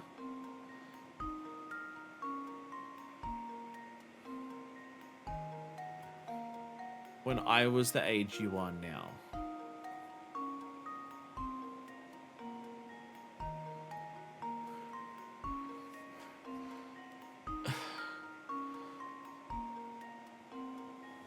I can't fucking do it. I can't do this. I can't. I don't know what he's saying. I don't know what he's saying. I don't know, like... I can't work out what he means in terms of, like, correlation of, like, when the ages were. My brain can't do it right now. I can't do it. I'm like, okay. So, the current age of 20, twice the age you were. 20 is, like, twice of, like... 20 is twice of 10, right? So you were 10 when I was the age you are now.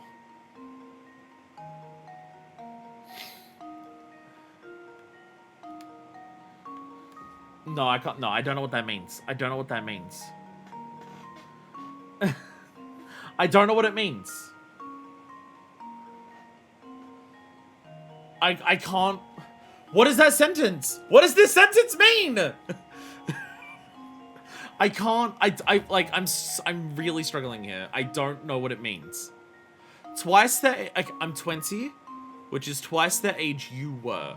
So you were 10 when I was the age you are now. So when you were 10, I was what age you are currently.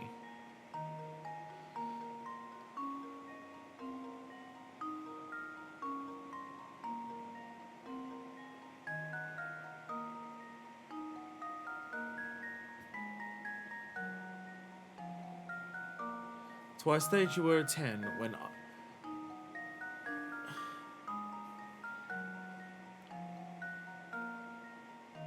Can someone reword this? Can someone say this sentence in a different way? Because my brain can't piece it together. Like, I can't connect what it's saying.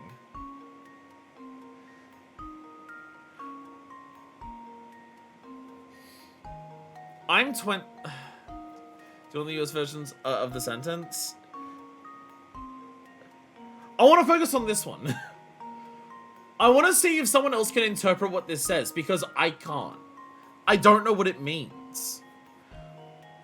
Twice the age you were when I was the age you are now. So, like, when I read that, that's not like a sentence to me.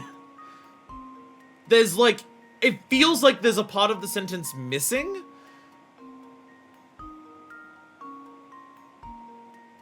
Twice the age you were when I was the age... Like, it just... Like, twice the age you were when I was the age you are now. That is... It feels like there's a part of this sentence that's missing. I don't like... What does this mean? Twice the age you were, which is 10, when I was the age you are now.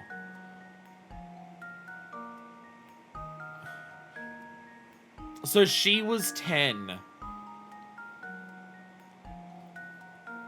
The boy is 20 and the girl is at some age A. When the girl was 10, half his current age, the boy was also at age A.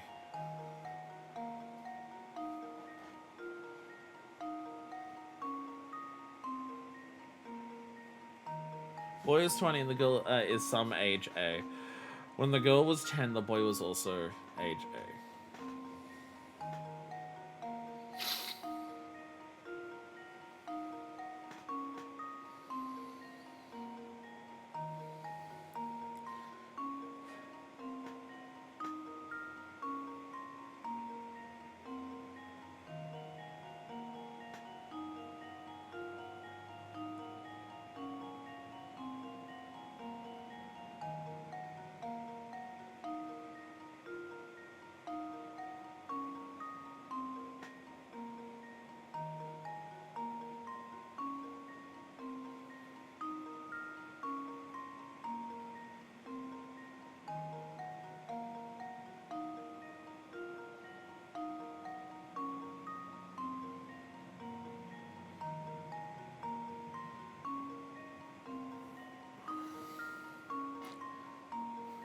Does anyone want to see a streamer kill themselves live on stream?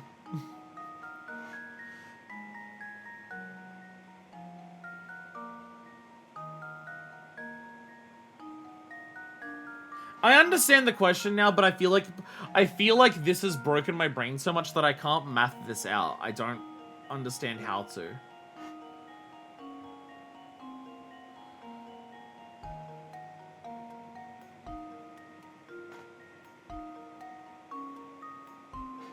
I feel like this has broken my brain so much I can't do the math of what Doodles is saying, which actually like makes a lot more sense to me.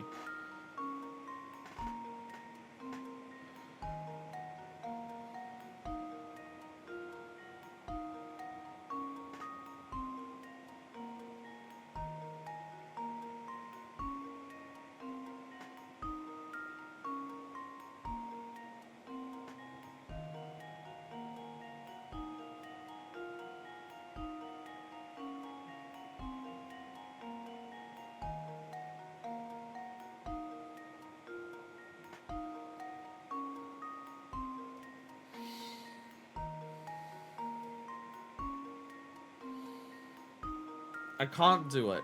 My brain can't work out how to solve this. This puzzle has broken my brain. Today was a bad day to do Layton. I've not been operating properly all day. I made so many fucking mistakes at work. I have been, like, you remember how last stream I was, like, on fucking point? I was on point and I was solving shit super well last stream. Today is not one of those days. Today is not one of those days.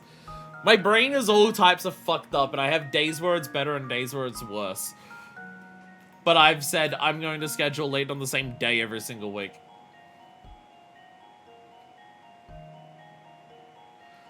Is it the hay fever? No, it's the fact that I've slept for 4 hours the last 3 days in a row, I think. It's probably that. Would the raw numbers version help? I can't do algebra anymore. I've forgotten how to. I don't know. I legitimately don't remember how to do algebra. The way that I solve a thing like this is I throw numbers at it, but I'm struggling to throw the numbers at it. Trying to think of what the guy was saying has exhausted my mental capacity. Like, I'm trying to slot in numbers mentally, and I actually can't even work out any of the answers. I can't slot in any numbers. My brain is, this question completely fried my brain. I'm trying to just go, okay, well, what if A is 15, right? So the boy is 20, and then the girl is 15. So when the girl was 10, the boy was 15. And I don't know where to go from there. I forget what, just saying what I just said, my brain is, struggling to go backwards enough to remember how to solve that. This has really fucked up my brain. It's not working properly now. Okay, let's go. Okay, I'm gonna go, sorry, it's just, it's completely fried. It's completely fried. My memory is actually, everything's on the fritz right now. So, okay, I'm going to sub in a number into what Doodles has said, and we're just gonna work through that. This is what I need to do this with my brain, because my brain is broken right now, and it's been overexerted because of the wording of this. So the boy is 20, and the girl is 15, we're just going to say as an example. When the girl was 10, half his current age, the boy was also age 15. How do I know if that's correct? I'm actually struggling to work that out. Because my brain says I can shove in any number, and in the sentence I'd say, isn't wrong, because I'm not working out anything, I'm just subbing in a number, and it doesn't change anything.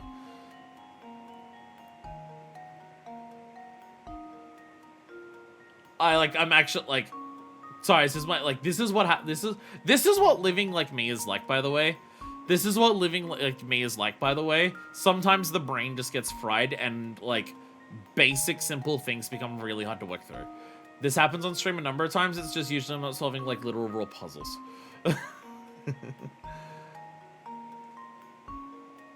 I actually think I need people to work out what I said through me. I need to mentally recover and I genuinely need help like piecing together thoughts. I'm sorry, but like my brain is completely fried right now. Okay, so let's go for the example that I said. How do I work out if it's accurate? How do I work out if that's like I'm actually struggling to like remember enough of the details in that simple sentence as I say it and sub in a number to work out if it's... Okay, so let's go with 15. So the boy is currently 20. The girl is currently 15. When the girl was 10, okay, I'm realizing part of the issue here is because I'm saying the boys and the girls' ages in one order, and then I'm saying the girls and the boys' ages in the other order, and it makes me forget what's what. I'm now realizing that's part of the issue here. Because I'm saying it in a reverse order, it means my brain's completely fucking up. Because again, sometimes my brain just dies. So the boy is 20, the girl is 15. So when the boy was 15, the girl was 10. So 20, 15, 15, 10. Oh, that is the answer. It is 15. Okay, saying them in the right order, my brain pieced it together. Again, like, this is what happens to my brain sometimes. I do apologize. But, actually, I don't. If you judge me for it, fuck you, you're a dick. I have brain damage. I have severe brain damage. If you're judging me for it, fuck you. If you're ever watching Professor Layton and you see me sometimes just struggling with anything, please do remember this. I do have relatively severe brain damage. Like... Parts of my brain are literally broken in terms of like physical blunt force trauma. Sometimes, it doesn't happen, it doesn't come up all the time, but there are some times when my brain will just fall apart. Don't judge, well, you can judge me for it, but like not in a dicky way. I don't know. Judge the daycare that let the bookshelf fall on my head and crack my skull against the floor. And then blame the doctor, and then blame the doctors who refused to treat me because they said, well, we refuse to treat the child until the parents admit that they did it by physically assaulting the child. As punishment to the parents for not admitting that they assaulted their child, we're not going to treat the child for the injuries caused. Because that makes a lot of sense.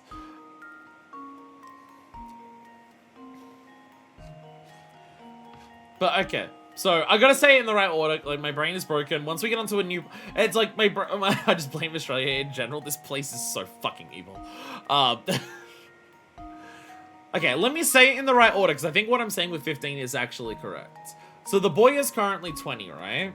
And the girl is currently 15, we'll say for A. So, when the boy was the A age, which is 15, then the girl was 10. And both of those are 5 years apart. So, currently 20... was 15, that was 5 years ago. Currently 15 was 10, was also 5 years ago. So I think 15 is accurate. So basically what I'm saying is that this is a 20-year-old who's taking a 15-year-old girl out on a date to a cafe. So what we actually have instead is multiple over here. And they've got guns out. And then there's also another person here. And they've got the handcuffs ready to put onto the guy. I was doing math problems, but you found the real problem. Sorry, it's just... This happens sometimes. The whole point of this puzzle is that it's worded poorly. It's literally the point of the puzzle, and the game tells you the point of the puzzle is that this is a nonsense fucking phrase. That's literally the point of the puzzle. It's fine, it's not a bad puzzle, because the point of the puzzle is that it's deliberately obtuse and deliberately confusing, and the game openly acknowledges that, hey, the puzzle here is trying to work out what the fuck the dude is even saying. It's not a bad puzzle, but it's just me trying to interpret this sentence several times in a row and not being able to do it just exploded my brain. Once I get my brain onto a new thought process, it might work a bit better. I honestly threw in 15 as a random number, and I think that's why it was fucking... I think that was also fucking me up. When Doodles wrote what she wrote, I was chucking in the number 15 as a guess, as a base framework to start with. And I think because I threw in the correct answer, I couldn't work out why it was wrong. So I'm just like, I threw in a random number going, okay, we'll work out this and we can work out whether, based on how this is wrong, I can work out whether to go up or down on the number.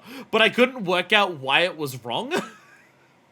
So I was just like, how do I know if it's wrong?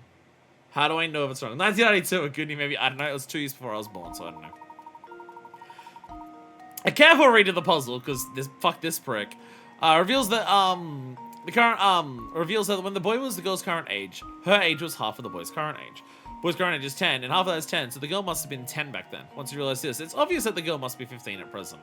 You know what I mean? Okay.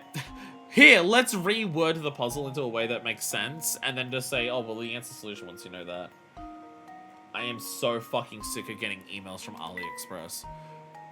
You buy one thing on AliExpress. You buy one goddamn product on AliExpress, and then every single time that, like, the package moves, you get a bunch of emails about it. And now that I have the package, I swear to God, every fucking hour, I'm getting an email from AliExpress about different like discounts and shit like that. I'm glad I got what I got as cheap as I got it from there, but goddamn, I'm gonna need to block them from my email account. I'm so sick of it. Oh, you're a clever one. I do love clever boys, me. They make me right weak at the knees, honestly. Clever? Me? Oh! Oh, I get it. I understand why this is the puzzle this lady gave. I understand the idea of why this lady gave out the puzzle of just the solution to the puzzle is that the 20-year-old's on a date with a 15-year-old. I'm now understanding why Vera is giving out that puzzle to people. AliExpress, for when you're feeling things cheap and of occasionally dubious quality. I mean, the big thing for me is like I ordered a known brand name. That's known for that, so I didn't get a knockoff and it arrived well. If you're curious what I ordered, by the way, this will be relevant for upcoming streams. I can show it off on stream now because it's literally sitting here. I ordered this! This is the 8-bit Do N64 controller, designed for humans, unlike the normal N64 controller, which is not designed for humans. But yeah, they took all the buttons from the N64 controller and put it onto a normal controller shape with a normal button layout. It's a little different because obviously you've got 6 buttons over here because the N64 controller for some reason doesn't have a C stick. It has the 4 C face buttons, but yeah. It feels really nice. It's a little small. Like you can see my hand, like how close my hands are to each other there, where compare it to like when I hold this. Like you can see how much further apart my hands are when I hold this. I hold that there. And then when I hold this, my hands are much closer together. So it's a little on the small side, but also everything that I've seen from 8-bit Do is on the small side. I could do that thing where I turn around and say, oh, it's a Chinese company, and that's why. 8-bit Do is a Chinese company, so that's why everything is smaller, because they make it for not Western hands. Is that the reason? I have no idea. It's probably just smaller because it's cheaper. It's probably just smaller so they can, like, cut down on the size, cut down the size so it's still usable, so it's cheaper to make. Which, I mean, that's what I'd do. That's what I'd do, but, yeah, ordering something like this from AliExpress is perfect because, like, 8-bit Do is a known brand name, and it was, like, fucking... buying it from this from AliExpress, I got it for, given Australian prices, I didn't have to pay for shipping, because I got a discount for buying it on shipping, because I spent over a certain amount, but also this was roughly, like, a third of the cost that other places that I could buy it from before shipping. So, I managed to just find it at a very good time at a very good cheap price. But, yeah. I'm slowly expanding my collection of controllers that I have around my computer. We got a diary! We're getting a lot of diary keys now. On AliExpress, I once saw a smartphone with a fidget spinner core in the center of the screen. Yeah, there's definitely a lot of interesting things on AliExpress. I've definitely noticed that with the emails that I've been getting. We found a new ore down in the ground that Father thinks we can refine into a precious metal. Personally, I doubt we'll be able to turn something as dull and dead as that rock into something of worth. Not that it's up to Father. The digging has advanced to the point where it's formed a massive crater under the castle. I have visions of the whole castle tumbling down into that abyss. Jesus Christ. Motherfucker is mining so much he's creating the goddamn depths from fucking Tears of the Kingdom. Refresh the part that nothing else can is what I say. Okay. Okay. Let's move away from her for a little bit. We do need to actually go back here because there is a puzzle here. There is actually a puzzle that we missed. What do you think? Britta's smart, eh? Yeah, we missed tricky digits, so let's solve this. Question, if we miss a puzzle that gives us, like, like a diary key or a hamster toy, if we solve it in, Granny's shack, do we still get that item for it? Or is it a case of, I fucked up, good day to you, sir? Let's look at the reward. Thank goodness. I'm glad she doesn't just steal the puzzle, but also the rewards that were gonna be. Tricky digits. Feels like another one of these. Are you wearing clothes, ma'am? 2 cards sit on a table. Each has a different single-digit number written on it. When set side by side, they form a 2-digit number. Then by flipping their order, you can make another 2-digit number. Adding to the total from these 2 digits gives you one total shown below, which is it. That means side mode's impossible, but that's what I'm worried about. I'm like, I don't know. I wasn't sure. I don't know if this lady's wearing clothes, I'm gonna be honest. Like, he's just standing there. She's, like, super shying, making sure it covers up to her absolute entire head. Okay, 2 cards sit on the table. Each has a different single-digit number written on it. When set side by side, they form a 2-digit number. Then by flipping their order, you can make another 2-digit... Flipping their order. If she isn't, that's her business. Flipping...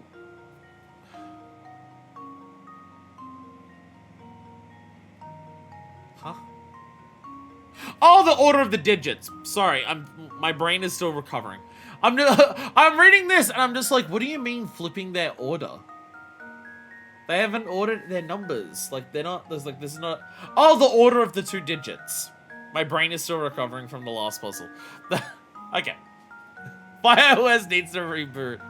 That's usually what shots of ROM do. Flipping their order, you can make another 2-digit number. Adding the total from these 2-digit numbers gives you one of the total shown below. Which one is it? Oh, so we don't know the numbers at all, but we've got to work out which one of these it would be. Okay. Okay. So we don't actually solve what the original thing is. We solve what the total from 2-digit numbers is. Okay. Well, this has a very specific answer because they're flipped on each other. It has to be like certain amounts. And by that I mean, doesn't it literally need that they... Well, I don't know if the numbers need to add up. I don't know if it needs to be... I don't know if it has to be like a 44 situation. Actually, I don't think it can be a 44 because... Well, I mean, it possibly could be, but... Unless you had 13 and 31. Like, if you had 13 and then you had 31. Because the main thing here is, like, because they're going to be swapped, the additions on this side are going to be the same as the additions on this side. And that would be 44. But, like, what if it was, like, 78 plus, like, 87? Because then they don't have to add up. Because then, what are these two added together? It's 150 plus 15. So that'd be, like, 165. But I guess that would have to mean that this number's higher than this one. Well, I guess that doesn't have to... Well, what if it's 48? And then we go 84. Because then it's 120 plus 12. So 132. I guess, yeah, so that would be... That's how you work out that there as well. The middle number is going to be higher. Well, the middle number has to be 1 above that. Or these numbers either have to be the same or that. I'm going to assume it's the 44. I'm just going to assume it's the 44. And now to test my theory. Yeah. Huh. Yeah, either the middle number Wonderful. has to be bigger than the last number, or the two last digits have to be the same. It's one of the two. As you can see, the sum of two-digit numbers with inverted digits is always multiples of 11. Well, multiples of that. Yeah, that's the explanation. Yeah, that's the explanation. Multiples of 11. 132 is a multiple of 11. Yeah, 89, 98. Yeah, that's the. Okay, I was trying to like think of a way to describe it in terms of just like what it is. Multiples of 11. That's the thing that makes sense. Yes. Sad day. She has clothes. God damn it. No. Now the man's naked. Now the man's naked.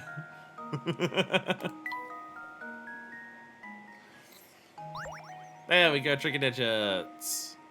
There we go. We've only missed 2 puzzles so far in this game. I don't remember how many I missed in Curious Village, but I'm pretty sure it was more than 2. I swear we had chapters in Mysterious Village where I ended the chapter and like 5 fucking things appeared there. Because I wasn't as, like, oh, I gotta make sure I talk to absolutely everyone to make sure I, like, between every single time a prompt appears. Hey, is somebody there? Can anybody help me? 2 shapes, no. Are you alright there, madame? Your legs are shaking. My circulation isn't very good, so I get the chills real easy. When it gets bad like this, my legs wobble so much that it feels like I'm standing on ice. That sounds terrible. Indeed it does. Might we offer a little tea to help you overcome that chill? This character design feels like it's from a different thing. I'm not gonna lie. I'm not gonna lie, with the specific, like, shape of her head and the way that her hair is, I'm not gonna lie, she feels like a character from, like a Disney or a Nickelodeon cartoon show more than, like, a Layton character. That's what it feels like. Hey, spicy kick is ideal if you're feeling down. Cherry boost. She does have Nickelodeon vibes. It's oh. It's the combination of the shape of the head where it goes into a really small neck and the fact that her hair has like very pointy patterns to it. Like, so stop shaking. You sure that tea you gave me works? It's when you're having to pick me up. Lady, you're having to pick me. You need to pick me up, don't you?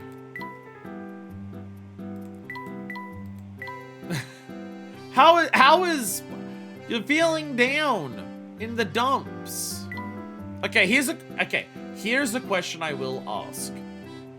If someone appears who needs some tea, is it always possible that you can make the tea at the time that they appear? Or is it possible you have to come back later? Because I'm worried that it means that I've either... like, there's a current puzzle that I'm going to solve somewhere that'll give me another thing of tea, or I have fucked up and I don't have everything combined, which I'm pretty sure we went through and combined everything last time. At least it felt like it. It was supposed to have to come back later. Okay, because I just don't want to have to, like, retest all of my teas right now to just be like, oh, shit, I don't know. But that's good.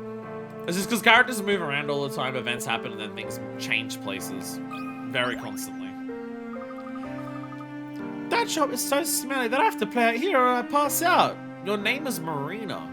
You smell like fish. Why are you complaining? I'm kidding. No, that's not a... No, Marina smelling like fish is not a joke about Splatoon either. No. That really, stinks. It's okay. I brought some snacks with me to nibble on, so at least I'm not bored. Here, let me share them. Sweets for 5. Not about that girl, because, you know, that is a child, but the name Marina is really hard for me to think. Hard for me to think of the name Marina without thinking about, like, I've definitely told her on stream about my funniest pickup situation I've ever had. Of the single worst pickup line I've ever used that has ever actually worked. I'm not even a person who uses pickup lines. But apparently, the pickup line, your tits are fucking fantastic, works on certain people in certain situations. Sweets for 5, Layton, Luke, Marina, Nickelodeon girl, and the ghost girl, I guess. You have a box of 4 different kinds of sweets arranged in no particular order. Job is to divide these treats into 5 equal portions. To do so, you need to make sure each portion contains the exact same number and variety of sweets. We're gonna make sure that everyone gets one of the green triangles or whatever it is in the quality treats. Americans, what's your version of like popular, well-known mixed variety gift box of chocolates and or sweets? Because I know for like British people, it's the quality treats or whatever it is, and there's the green triangles, which are the really good ones.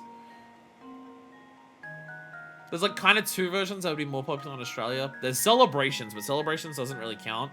Celebrations is just fun-sized small ones of like other normal chocolate bars, and then other ones would be something like Roses, which is a whole bunch, which is like little chocolate things that have different fillings. No, but I don't know the specific brand that stands out. It's just I know for Britain they have quality treats. Ferrero Rocher, the shitty Valentine's box chocolates. I love Ferrero Rocher. I love Ferrero Rochers so fucking much. My brother, though, holy shit, my brother loves Ferrero Rochers significantly more than I do. I love them. My brother is fucking obsessed with them. What's what? Russell Stover. Russell Stover. Russell Stover chocolate. Oh, yeah, it's like the exact type of thing I'm thinking about. Oh, is this the Gump one? Is that the Gump one? I'm looking at the box and it's immediately what I think of because of the like the white in the middle and the sides are colored. That's immediately what I think of. Life is like a box of chocolates. You take the parts that you don't like and you give it to other people. Or something, I don't know. But, okay, when I'm looking at the Russell Stover chocolates here, this is very, very similar to what of Roses or something would be here. Very, very similar. In terms of just assorted, like, small bite-sized chocolates that are, like, decently high quality. And just a shitload of different flavors. Absolutely. There'd be a couple brands that are similar to this. I don't actually know which one would be the most popular. I think I say Roses in Australia just because my mum really likes the Roses box. Thanks, yeah, considering there was a Russell Stover Forrest Gump 30th anniversary, the fact that I was able to, like, see it and just be like, oh, the shape and the coloring of the box, that really looks like Forrest Gump. Which, no, okay, Forrest Gump chocolate. The moment that I saw that, it's just like, that really looks like the Oh, it doesn't look as similar. It doesn't have the color on the sides. Oh, I'm thinking of the ribbon. It's got the ribbon. That's what I'm thinking of, like the color on the sides of the box. It's got the ribbon on the side of the box. That's what I'm thinking of. That's what I'm thinking of. Yeah, I say like, oh, Rose's chocolates are like the popular one in Australia. And I say that realizing I think it's just because that's the one my mum really likes.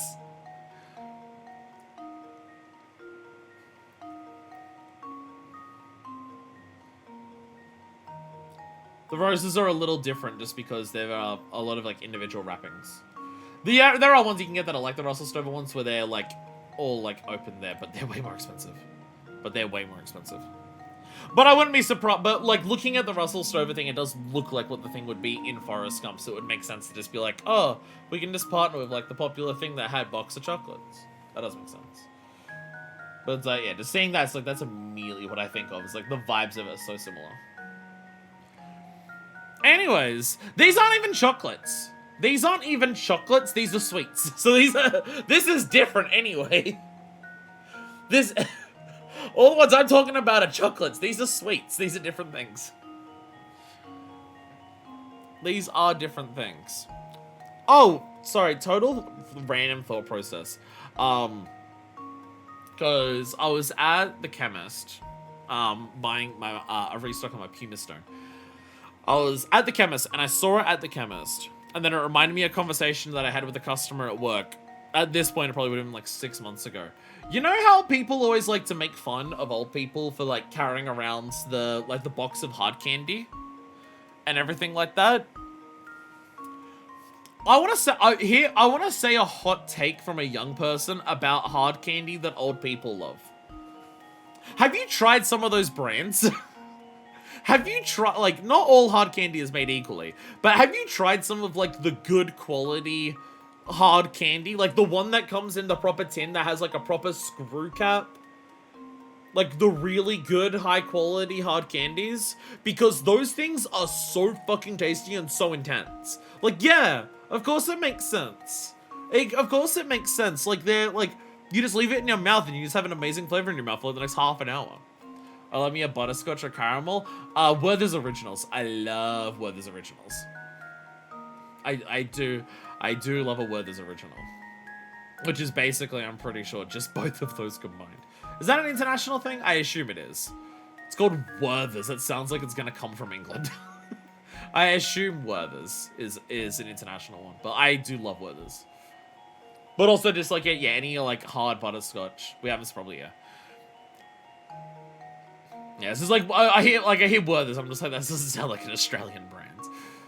But yeah, I do love me a Werther's. I do like butterscotches. I do like caramels. But even just like the more candy ass, like the ones that are like semi-translucent, just like block of like red or blue or green or anything like that. If you get good quality ones of those, they are very nice. They are very nice.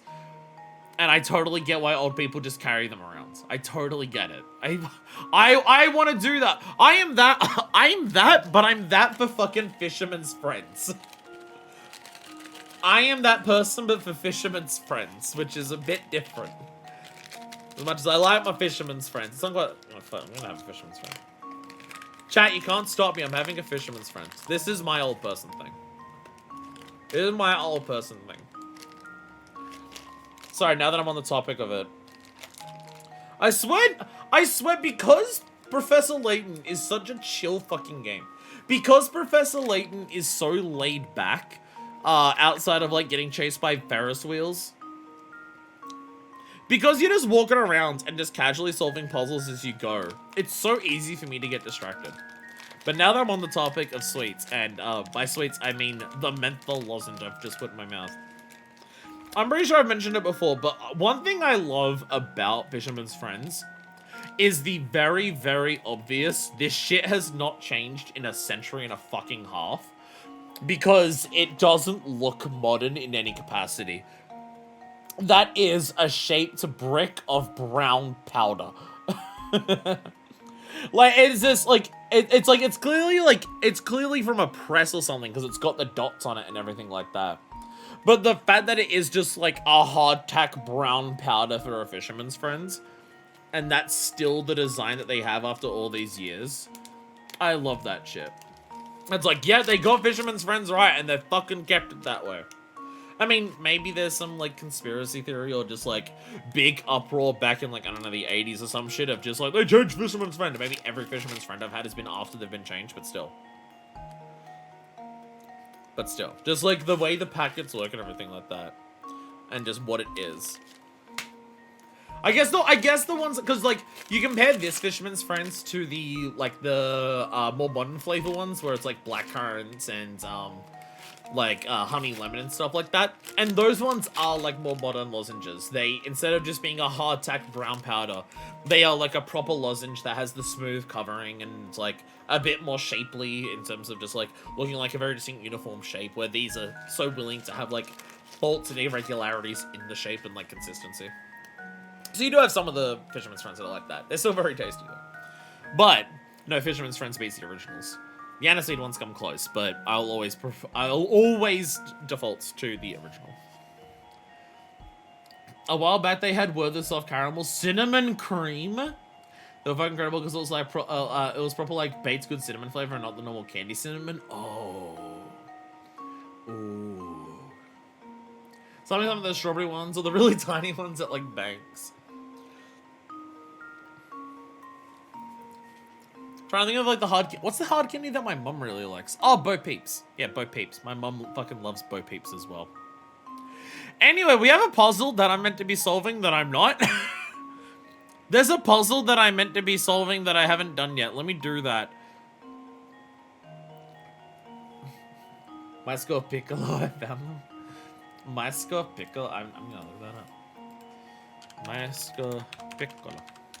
Like, could definitely spell. Oh, okay. Okay, I can see this, yeah.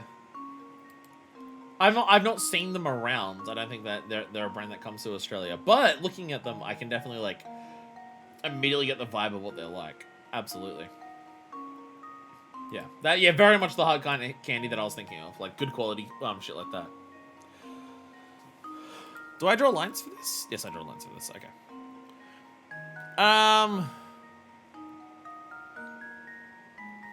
Exact same number and variety of sweets. Oh, okay. I'm now realizing where the challenge for this comes in. I'm now that I'm actually looking at it and actually like trying to bother solving the puzzle. Still have a cream savers myself. Not using. I'm making Russian candy, but pretty decent. Now that I'm looking at this, oh, this one here, the multicolored ball one. Oh, there's actually only 4 varieties, so each one actually needs 2 of these. That does make it a little trickier. Because you divide it like 5 groups of 5. Oh, okay, but there's 4 different kinds. Cream savers. Cream savers are not one that I am personally familiar with. Not one I'm personally familiar with. Well, I feel like this has to be one of them. Because if you had another ball with any of these, it would be like stuck here. Oh, I guess you could go up there. I guess you could ball it that way. Actually, no, you can't ball this. No, you can't ball this way. You can't ball it this way. Because you could do that and that'd be right, but then you'd have to put these 2 together. So, we ball so hard, like this. So that gets us that solution there.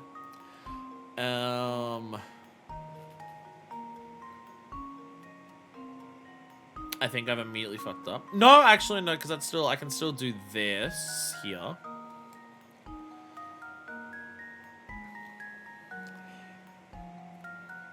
Wait, no, not there, not there, not there, not there, not there. This way. This way. There we go, that makes more sense. Call them cream savers, but then you eat the cream anyway. It's a really shitty way to save cream. And then we do that, and then this goes here. Hey, there we go, I solved it. Let's go. Sorry, I looked at the puzzle and then I actually solved it really quickly. There we go. Layton's apprentice strikes again. The lolly tangent has been completed. Solutions on above. A sweets for everyone, so don't forget to share. Chat, you're not sharing your cream savers. I want a cream saver. Yeah, it's all divided up now. Here's some for you. Wow, thanks a lot.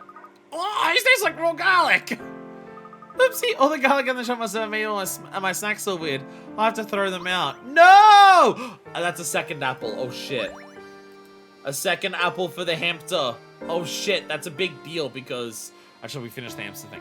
But it always goes to the apple and just goes, I want apple all the time. So the puzzle easier when you focus on the puzzle and not distracted by eating candy. Shock of all shocks.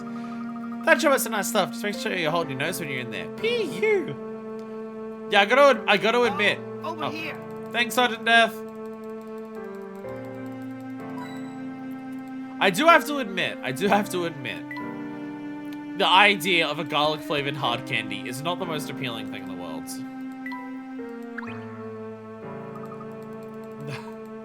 I'm still not allowed down there.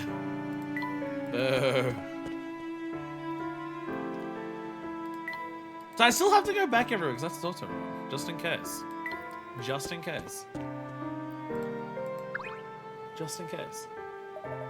You see that castle way off? Okay. Every time I go out and talk to this guy, it's the same deal. Why is it like only people in the... I didn't even mean to do that. Thank you. That was by complete accident. Hell yeah, let's go.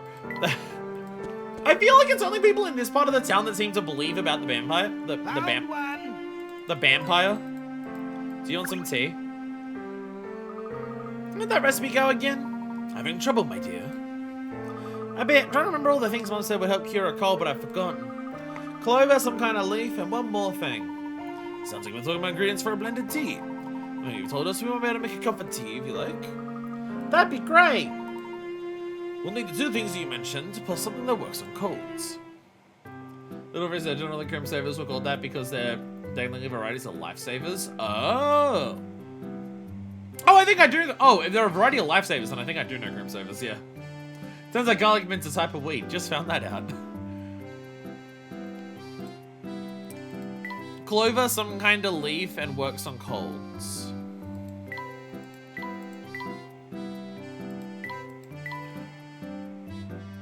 Do I have clover? I don't think I have clover. I don't have clover, do I? Oh, wait a minute. What are my things? Yeah, Oasis Leaf, Briskberry, Dream Fluff. Yeah, I don't have clover. I don't have clover. Hamter has new toy! Hamter, we won't even do anything with this toy. You like, it says goal and record. There is no, like, extra upper limit. Unless I unlock something for getting a high enough score.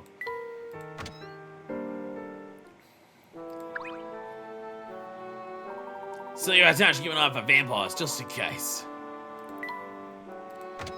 I almost feel like Folsense is so huge that every time we get a story beat and I have to re-explore everywhere, it makes it take a lot longer. I feel like other reason this game may be taking longer than Kira's Village just because Folsense is so huge. Hello, fellows. Your friendly neighborhood postman Parcel is at your service. Hi, Mr. Parcel. Why do you come all the way out here? Ruby, I'd love to tell you about the secret between the people of Folsense and Dropstone. I don't have a place to gossip about their affairs. Helpful.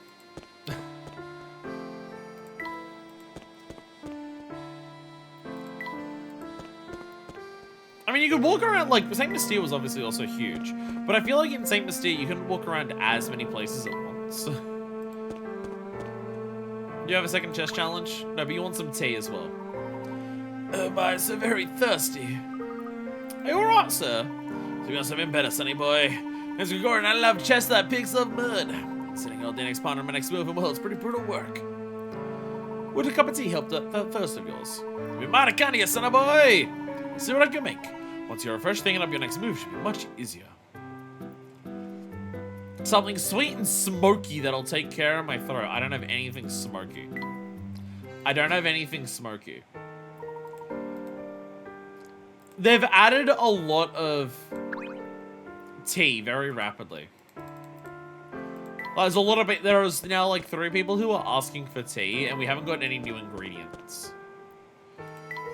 This doesn't look like I can find some ingredients. Unfortunately, that bulldog is blocking our path to the north. That bulldog is blocking our path to the northeast corner.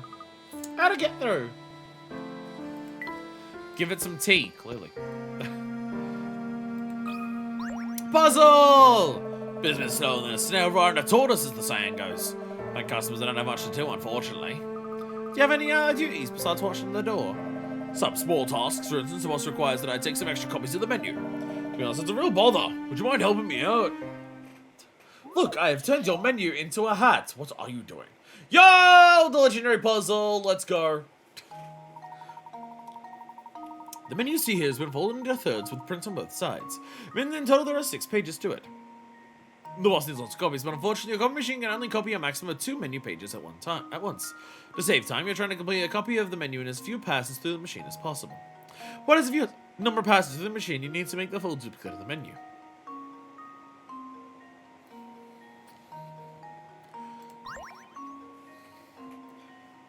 Huh? If it only does 2 pages at a time, does it even print it properly? Get out of here. If it only does 2 pages at once.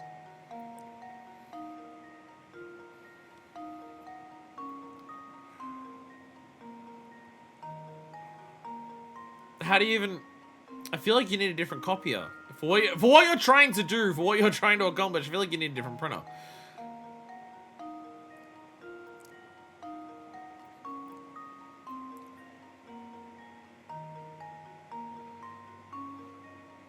Did more research. Didn't realize Grimsnap was discontinued in 2011. Trademark who bought in by 2021 by Kind of Candy of started production again. Oh, 10 years in gap between it.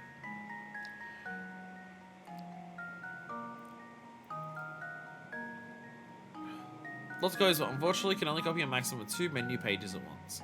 Save time. You're trying to complete a copy of the menu in a few passes through the machine as possible. If you use number of passes, the machine you need to make a full duplicate of the menu.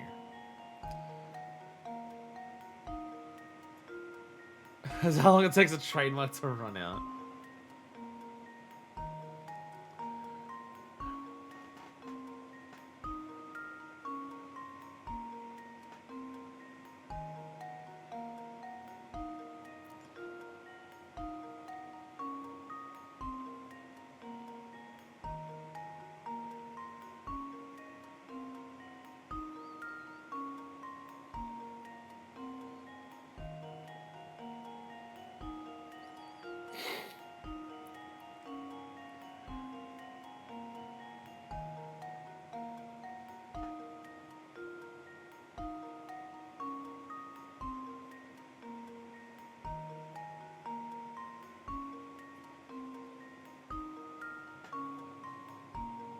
I feel like I'm thinking about this in terms of how my printer at my job works too much.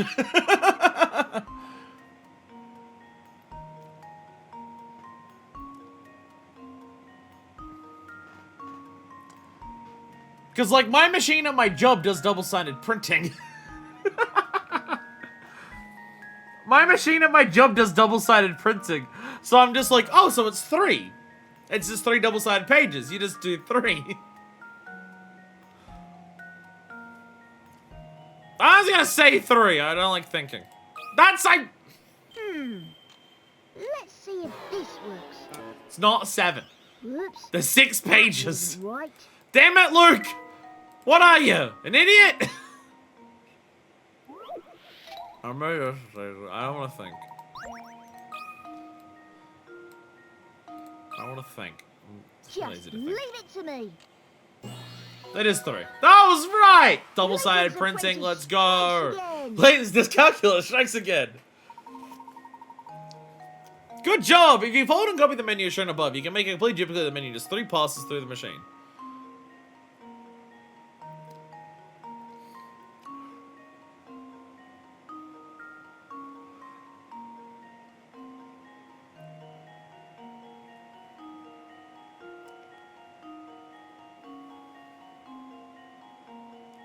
How the fuck does this menu work? I know it's you. Levette say 3, but it gets distracted and says 7 instead. How does... Okay, question. How does this menu work?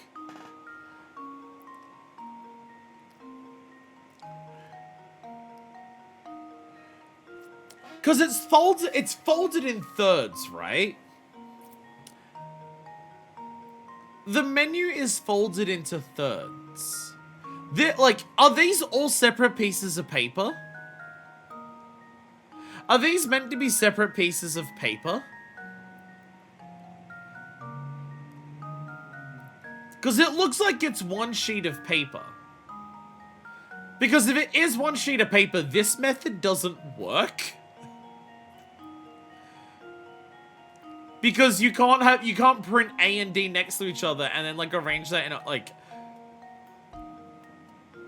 How does this menu operate in physical space? Because I feel like copying it like this doesn't work. If this is all meant to be like one piece together.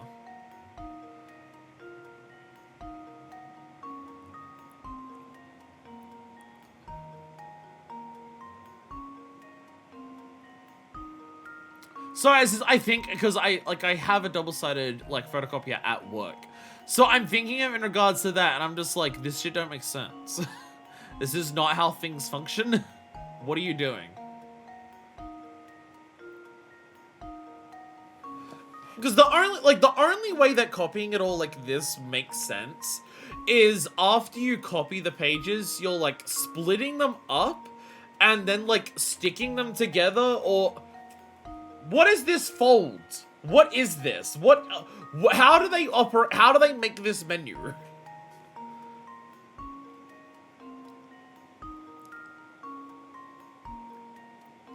When they fold this menu like this, how does it like... But I imagine puzzle a copy that's able to print onto pre-folded piece of paper so they can copy A and D onto a similarly folded piece.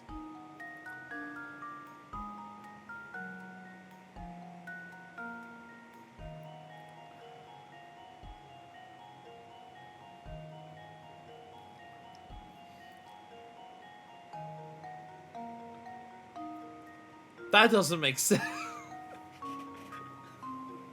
I don't particularly I understand that like what the solution for the puzzle is, but it's just when I look at this bit of paper, I look at what they're copying, and I'm just like, you can't copy that.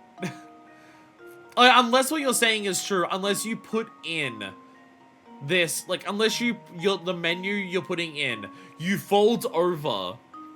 Like, you're putting in the paper already folded, and it's going, and it's printing through it, and taking the folded bit of paper, and still, like, leaving it perfectly lined up, and not, like, bouncing the 2 bits of paper around as it prints onto it, to perfectly line up printing onto that the way that it is.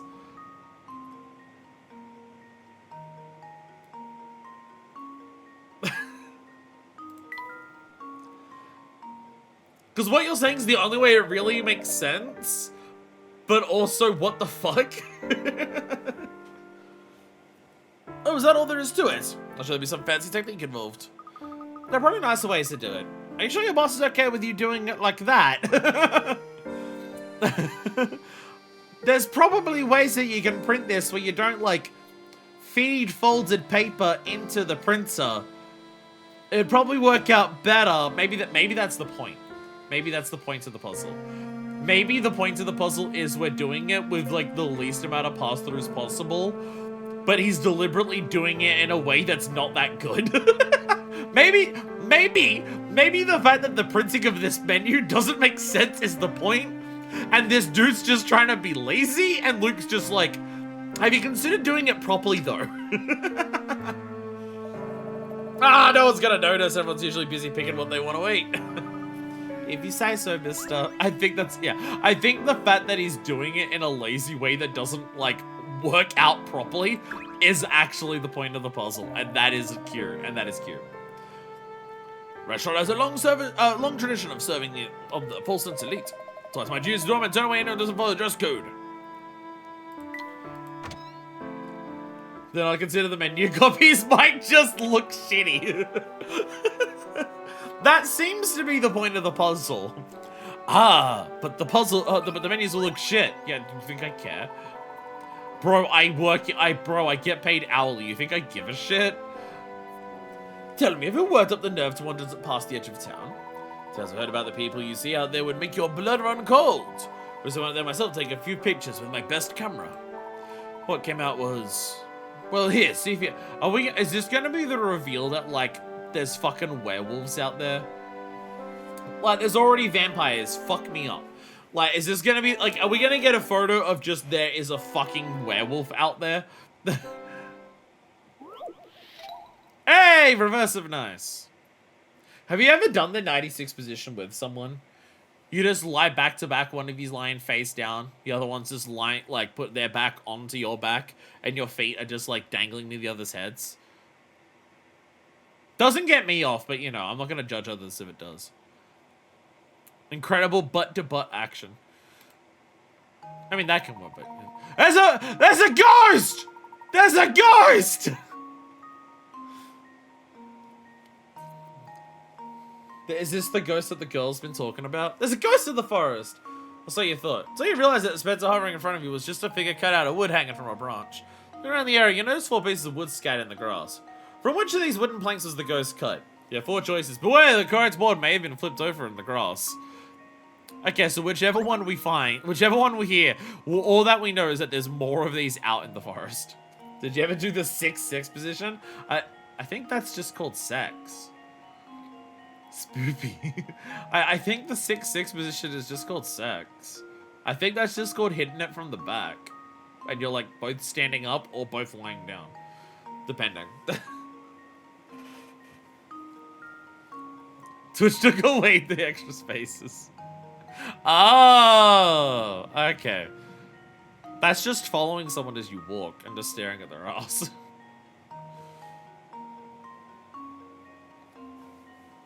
I'm now realizing I'm pretty sure the 96 back to back. I'm pretty sure that's a joke from like a Widow Yankovic thing. Okay.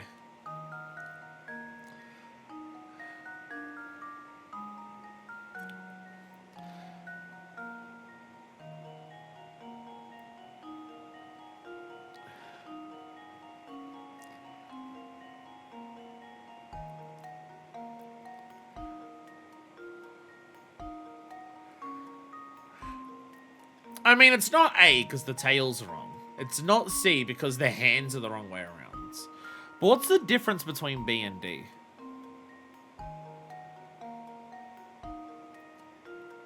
You ever do the 6-6 sleeping in separate beds? That's what they had to do on TV. Because it was scandalous to suggest that a married couple might sleep in the same bed. What's the difference between B and D?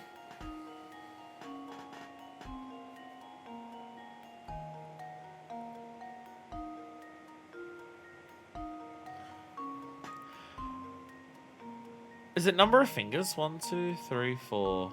1, 2, 3, 4. Oh, it's number of fingers. Oh, D doesn't have as many fingies. It's B. Consider this puzzle solved. I couldn't see the difference in the fingies. Huh. Wonderful. Good eye! Ghost is got from board B. Flipped over as it fell to the ground. Look at the boards. The slight differences that set them apart. Damn it, Ghost. I thought you were going to show us a photo of a real ghost. I was already getting your hopes up, friend. I do so love pulling that one up on customers. Literally, one of the future games is like called Spect or something, so it'll happen eventually. I'm gonna kill this fish. Do I ask which one you're going for? Are you like trying to do like a feast of famine thing, or are you just going for big fish because it's fun?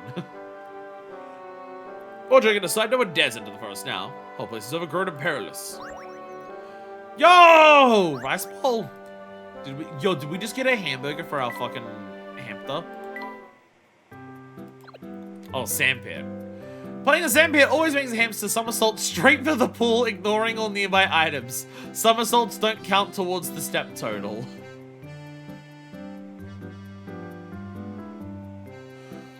So I guess we get a pool at some point as well.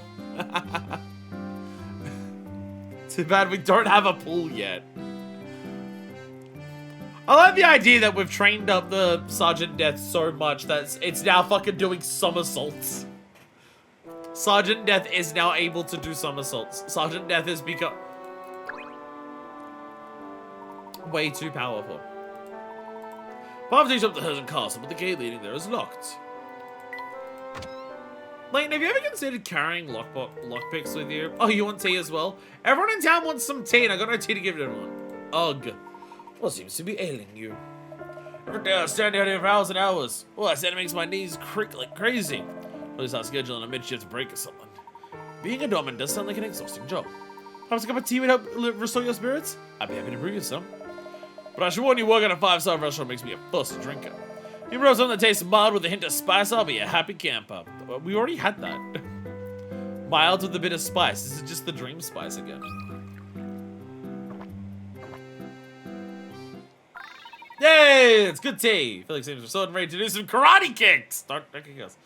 Any game vegetated decent for expert recipe, so it's a lot of work. Oh, okay.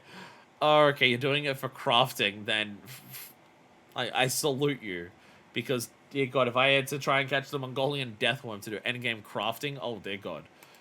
Especially considering it's an expert recipe, oh God. Especially being an expert recipe, because it's like, those are not easy to finish. I know good tea when I taste it. This tea, my friend, is simply out of this world. Because dominant in the best restaurants in town, I have to be on the ball 100% of the time. And back in the day, even the Duke's son and his fiancée used to come here. When I get customers like that, service has to be pretty perfect from the second they turn up. Wow, Folsense is late, eh? That's right, little man. Kinda think I haven't seen this over a while now. I don't think visitors get some time.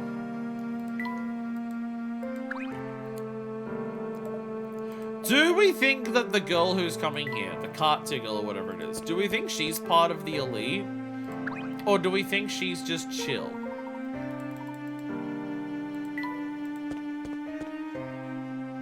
I was already up. You want tea? Did we know she wanted tea?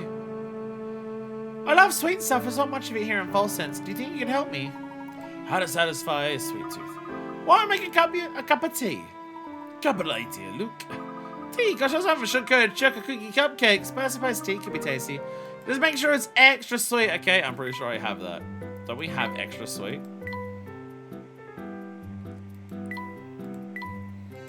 Yeah, refreshing sweetness. Loved by women and children.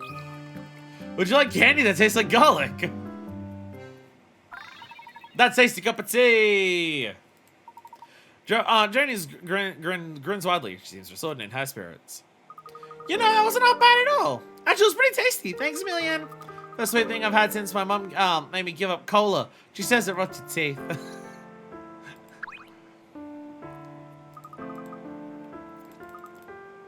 Yeah, so we've already been back here, right? Because this is where we started, like, for the head to the northeast area. Because we came from the hotel.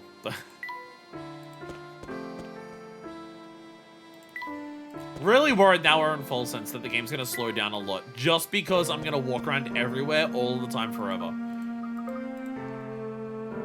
Alright, how do we get past the doggo? Our friend the Bulldog seems to have a change in temperament since last we met. Hey, looks really hungry, Professor. I think you'll let us pass if we bring him a snack. Very well, I seem to remember grocers beneath the watchtower. I'm sure we can find a suitable snack for our friend there. The grocer sells nothing but garlic. The grocer sells nothing but garlic. Hey there, heckin' doggo, how do you like garlic?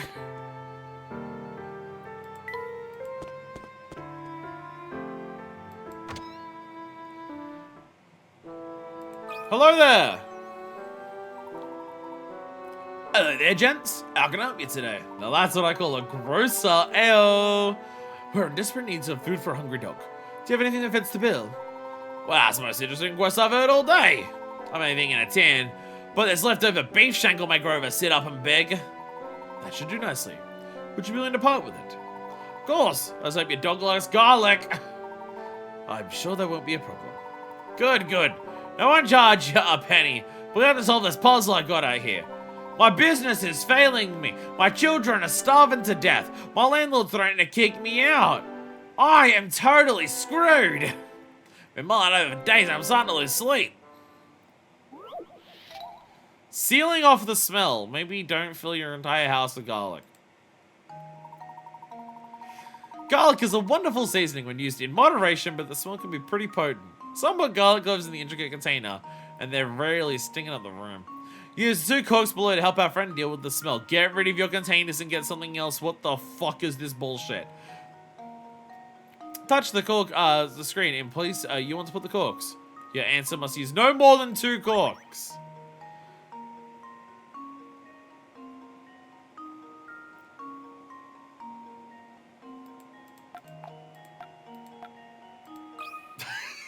Here goes. Damn it!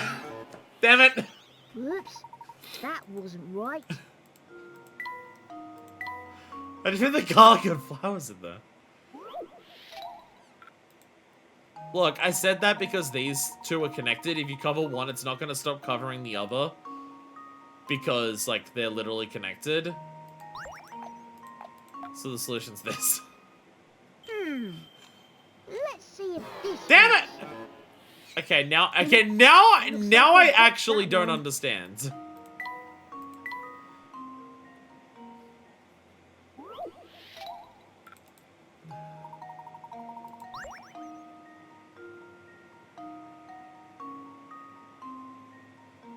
How would blocking off one of these help if you don't block off the other one?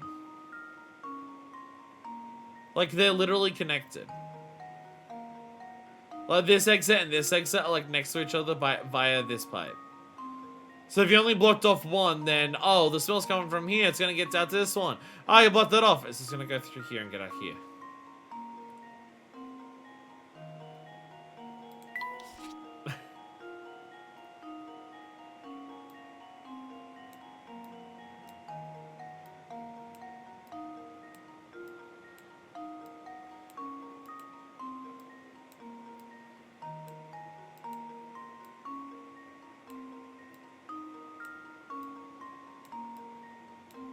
Oh.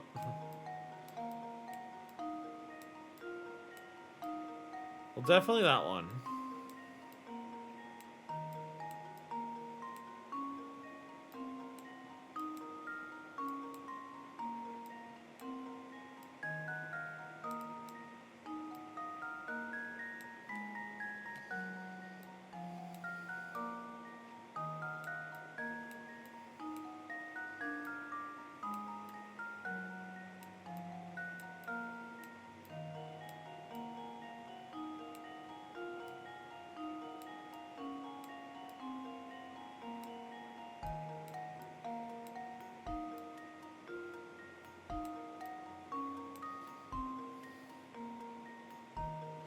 Oh, is the idea that if the flower smell hits the garlic smell, it counters it?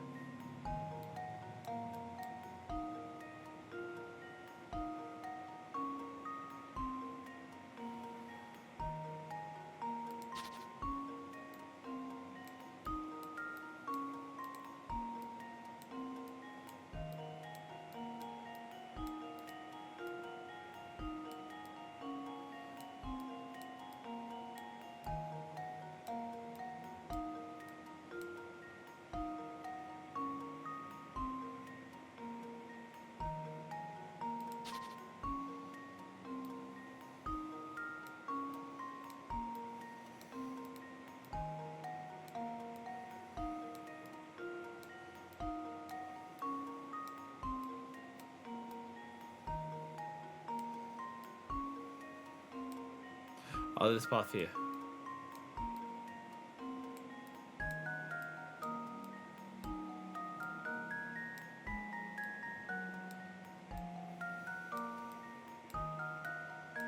No, that's just...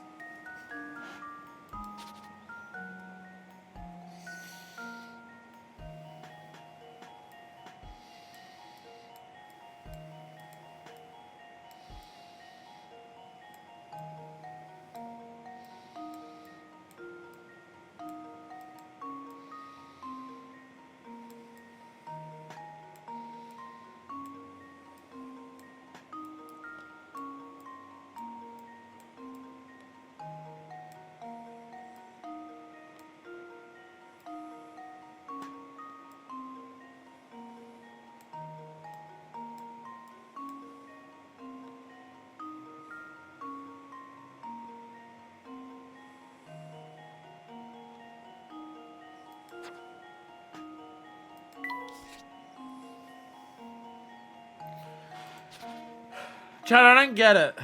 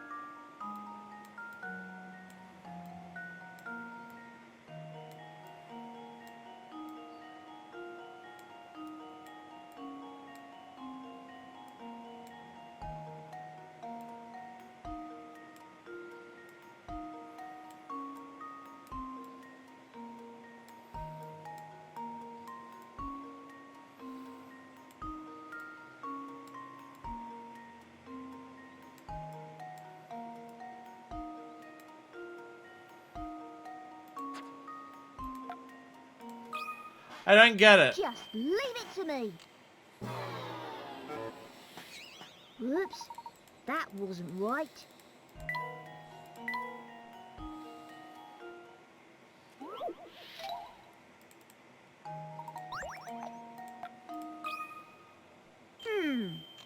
Let's see if this works. Whoops, that wasn't right.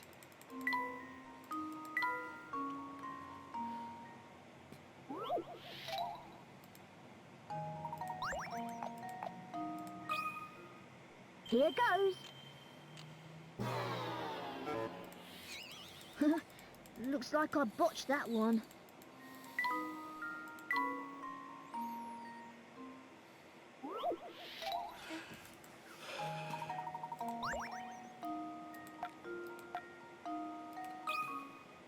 Here goes. Well, I'm stumped.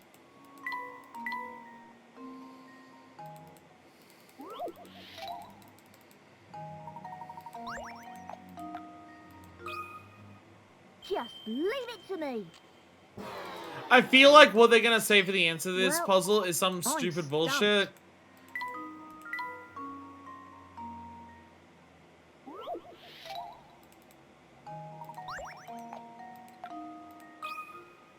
Just leave it to me.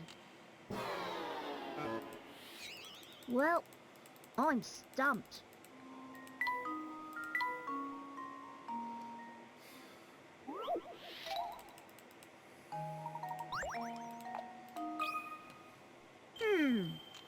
Let's see if this works. Whoops, that wasn't right.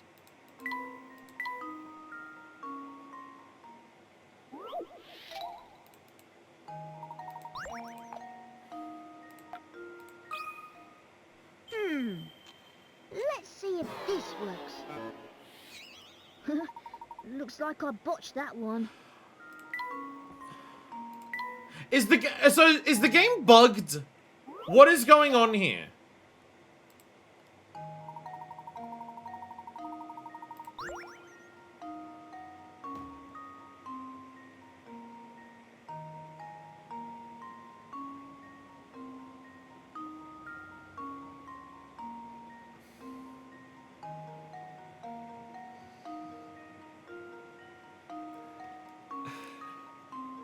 I swear to God.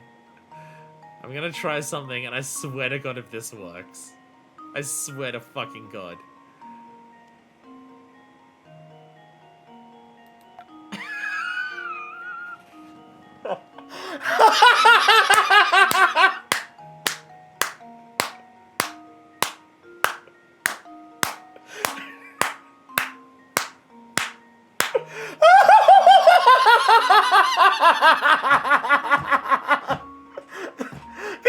Because it's impossible! It comes out all of them no matter what!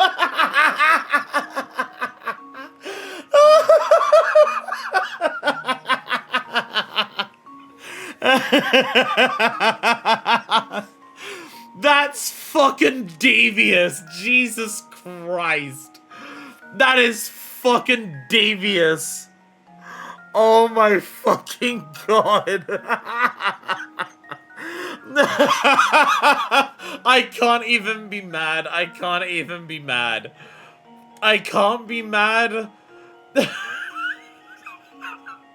I can't be mad because you have to realize there's some bullshit going on when you realize the garlic smell comes out of all three and the flour doesn't even neutralize any of it. It's completely isolated. It's its own sealed glass tube. There's enough hints. There's enough hints going on that there has to be some bullshit going on because just working out the solution normally, there is no solution. It's impossible to do it with only two. Because that's what I was confused by. Just doing the whole thing, I'm just like, it has to be three. Like, these two are literally connected to each other. If it goes through one, it's gonna come out the other, and it definitely goes to, like... There's enough hints that some bullshit has to be happening. That, like, that is devious. That is sinister. But, like, I can't even be mad. I can't even be mad. The US version says touch an opening to place the corks instead of touch the screen. I think that actually makes this one a little more... I think it makes the European one a little more clear, actually. Because touching, like... Do you call, like, touching the screen kind of says that it's anywhere on the screen. Whereas an opening, I wouldn't call this an opening. I wouldn't call the hole in my nose an opening. We're just saying touch the screen means it's somewhere on the screen. The vagueness, I think, may actually help the European one in this case. The vagueness may actually help because... calling it, like, if it said touch a hole, that would make it a little more, like, clue in of just, it's a hole somewhere. Can't agree with you then, unless I crack the fuck, no, this is a thing where it's just, like, is it a fair puzzle? No. But my nose is not an opening, that means I'm not trying hard enough. Like, is this a fair puzzle? Is it a reasonable puzzle? Fuck no. But, like, I don't care because the payoff is so fucking funny that this is the game having a joke. This is one where it's just like, because the possible is impossible, because the actual thing that they give you is straight up impossible to do. If it was, like, if they tried to go, like, if it was possible for the flour to reach the garlic, but then the solution says the flour's not strong enough to counteract the garlic, then it would be annoying because that would be like, because that was my immediate thought of just like, oh, so I guess the flour must neutralize the garlic somewhere. If the flour could meet the garlic, because it's similar to the thing that we had with like the zoo, of one of the animals doesn't escape because it gets eaten by one of the other animals. So the game's already taught you. That may have been in the previous game. I can't remember which one it was in. But like, oh, the animals are escaping, but these ones meet, so therefore their paths stop. The game's already taught you that is possible with the flour. So the natural solution, the natural thing you go for is, okay, well, the garlic definitely goes out all three. Oh, the flour! The flour must counteract one of the holes, and the flour is in a hermetically sealed glass tube. There's enough clues that there's some bullshit going on that it doesn't feel like it's impossible to work out the answer. That's Ah, sweet relief! Each of the 3 holes in the container is connected to the garlics. There's every way to seal the container using the corks. No way to contain the smell. Our friend has no choice but to plug up his nostrils. Hopefully I think it's set to stay inside of it. No one can see him like that. That is fucked up. I love that. That is...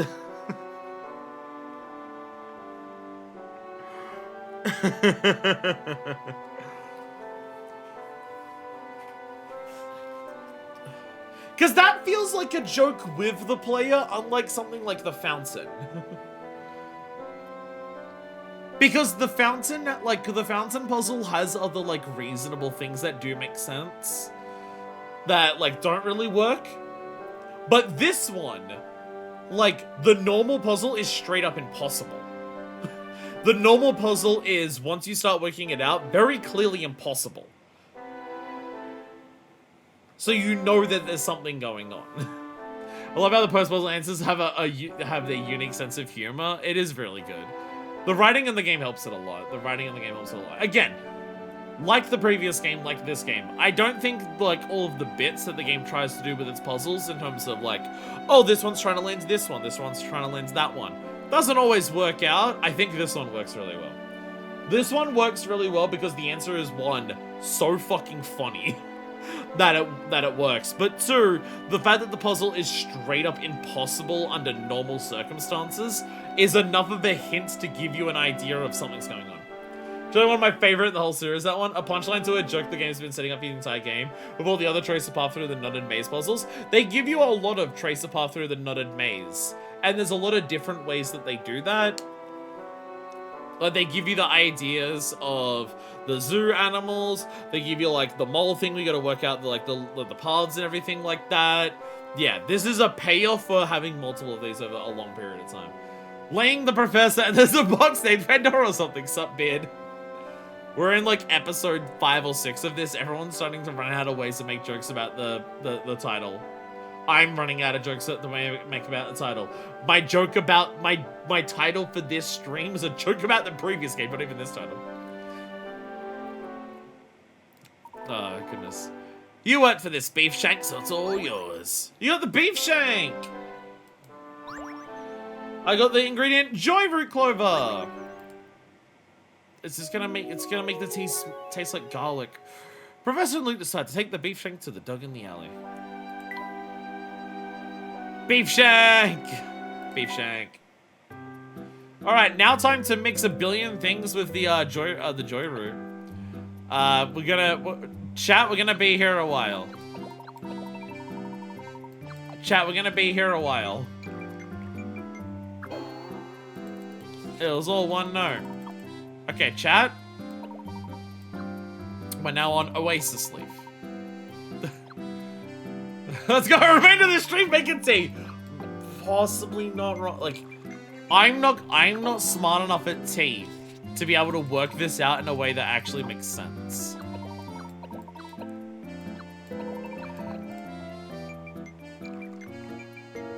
I can't intuit what's going to work. So we're going from, like, what joy root's gonna be in everything. We're going from left to right of just every combination. So chat, I'm gonna need everyone's eyes working on this together to make sure I don't miss a combination. Because it's very, very easy for me to do that. Funny thing is, I'm obviously drinking, and basically none of this I put in mine. I'm just the same way I did it. I only accidentally skipped one recipe and I got really stuck. Yeah, that's the issue of just like, what if I accidentally miss something? Because the combinations that do exist, it's like some of them feel like they should work, and they absolutely don't, and then it's just like, oh, okay. Alright.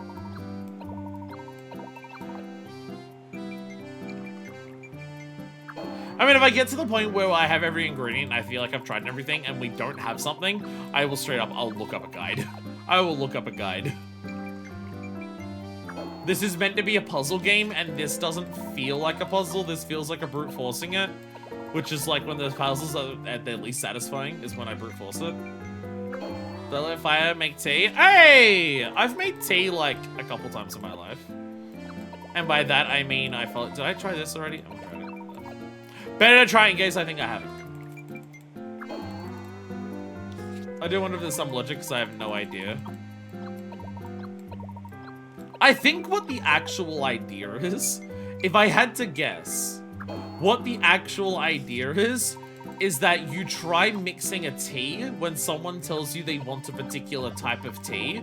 And so you go, oh, they want a mild and a spicy. Let's see if I can aim for a mild and a spicy. If I had to guess, you're meant to try once you meet someone who wants tea. Yeah, listen to their request, figure out how to make that specific tea. That's my guess, yeah. Hey, I made one! I made one, let's go. Radiance blend. Okay, so now that I don't forget that we were at yellow and puff. So now we just have yellow and pepper. And then we're on to this one. Now this smells nice. Indeed, there's something about the aroma of this tea that's quite soothing. Yeah, and now on that, Professor. Oh, I think it's making me sleepy. Come on. So that's further proof of its relaxing effect. It does seem rather potent, eh? That was with this, so now we're on to this. No.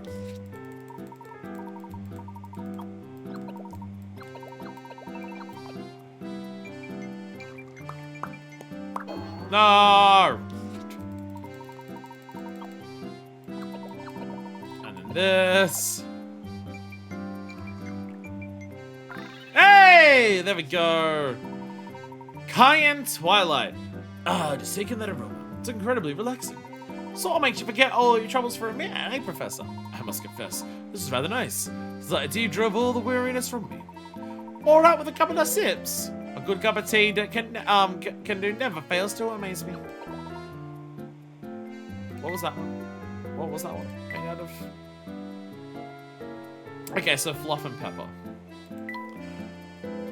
Yeah, so we had fluff and pepper, so now we're just based on pepper and pepper.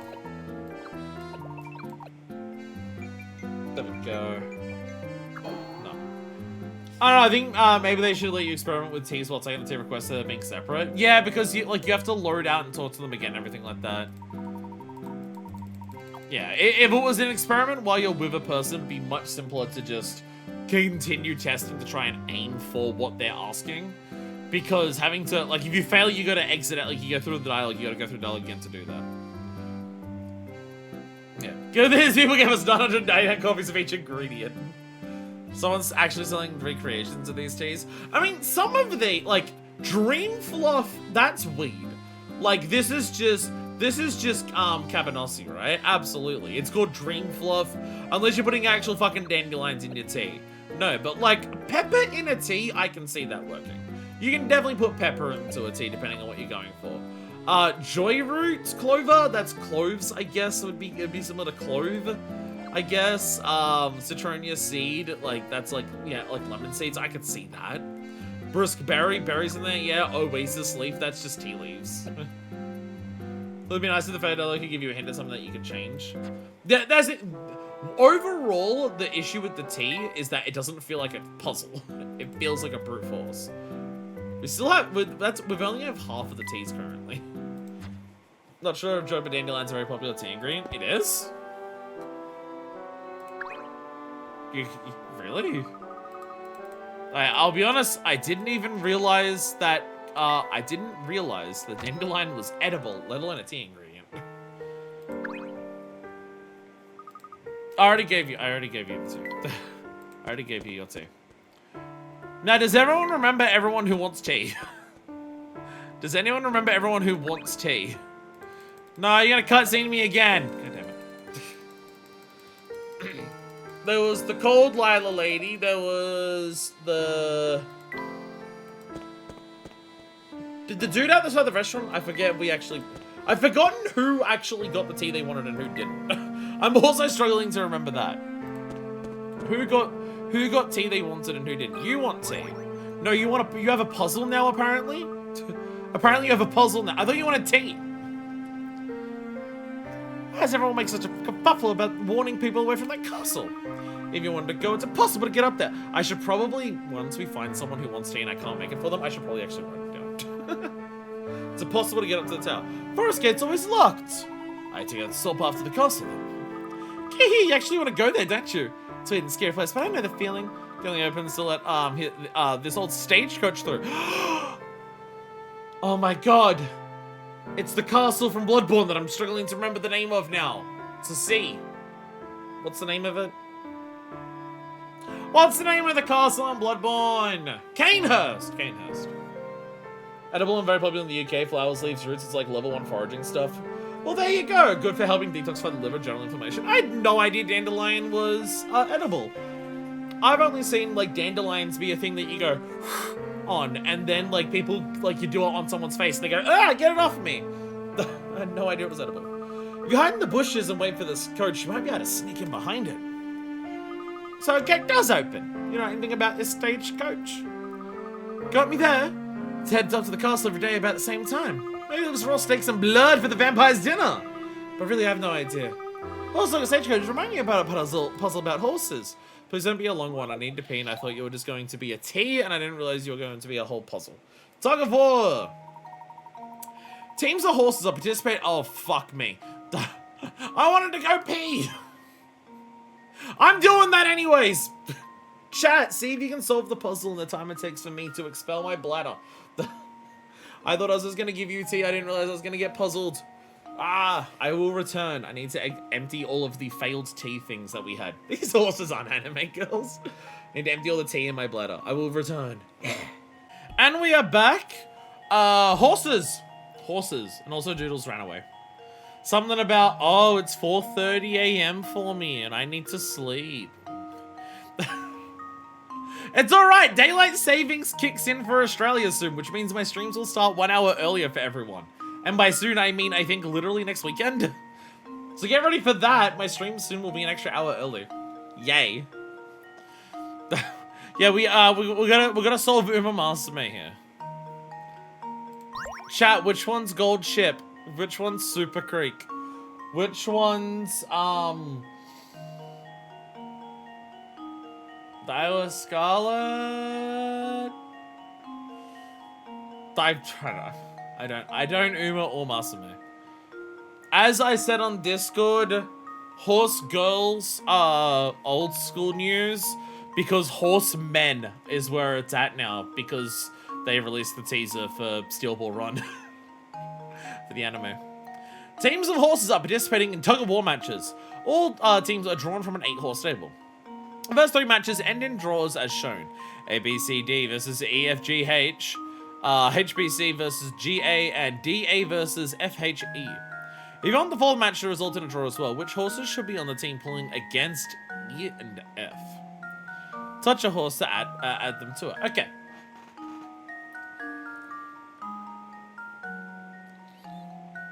So they all add, so all ABCD and EFGH, they all add up to the same amounts, right?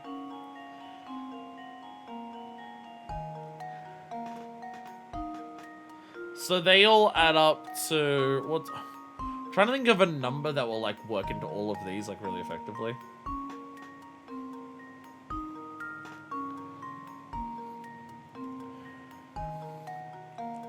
I mean, we can just. I think we could just possibly power scale it. We could just possibly power scale this shit.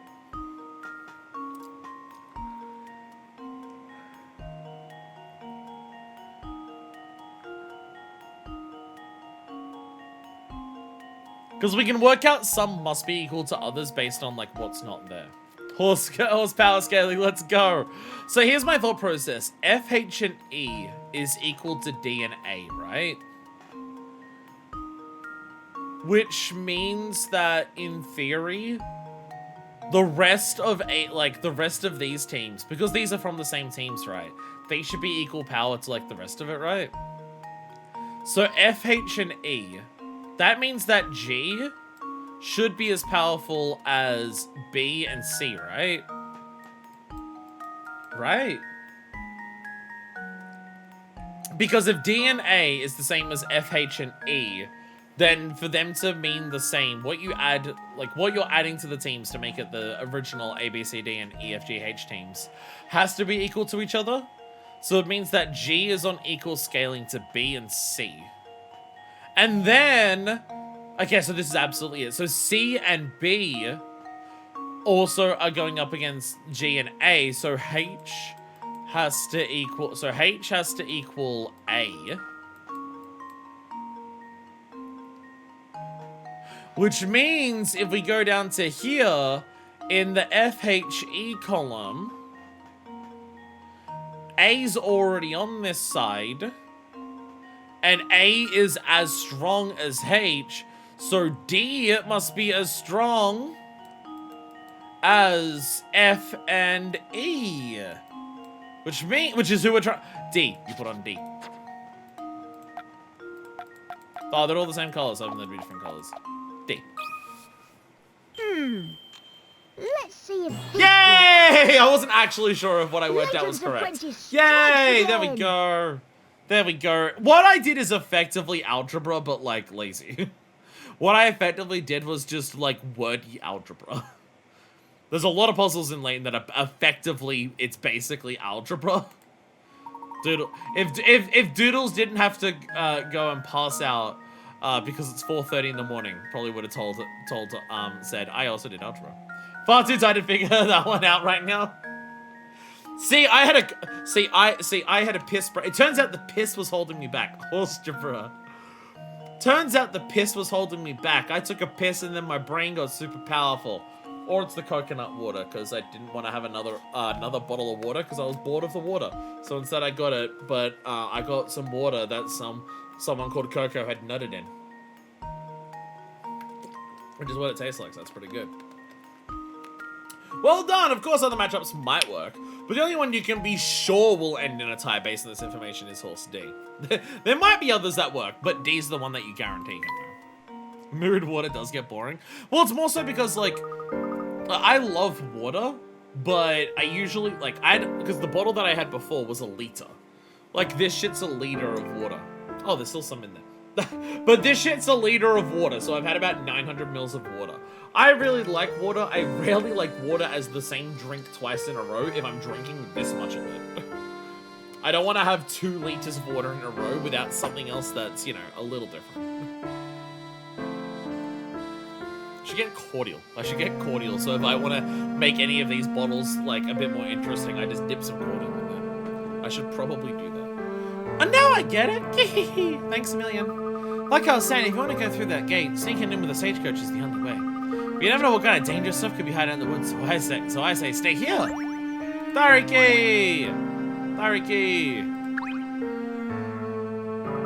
I thought you wanted tea! Or did we already give her tea? Did she like the tea? I thought she didn't like the tea that we gave her. You guys hear about vampires that are all pale and good looking? You might be cold-blooded, but I bet that vamp up in the castle is hot.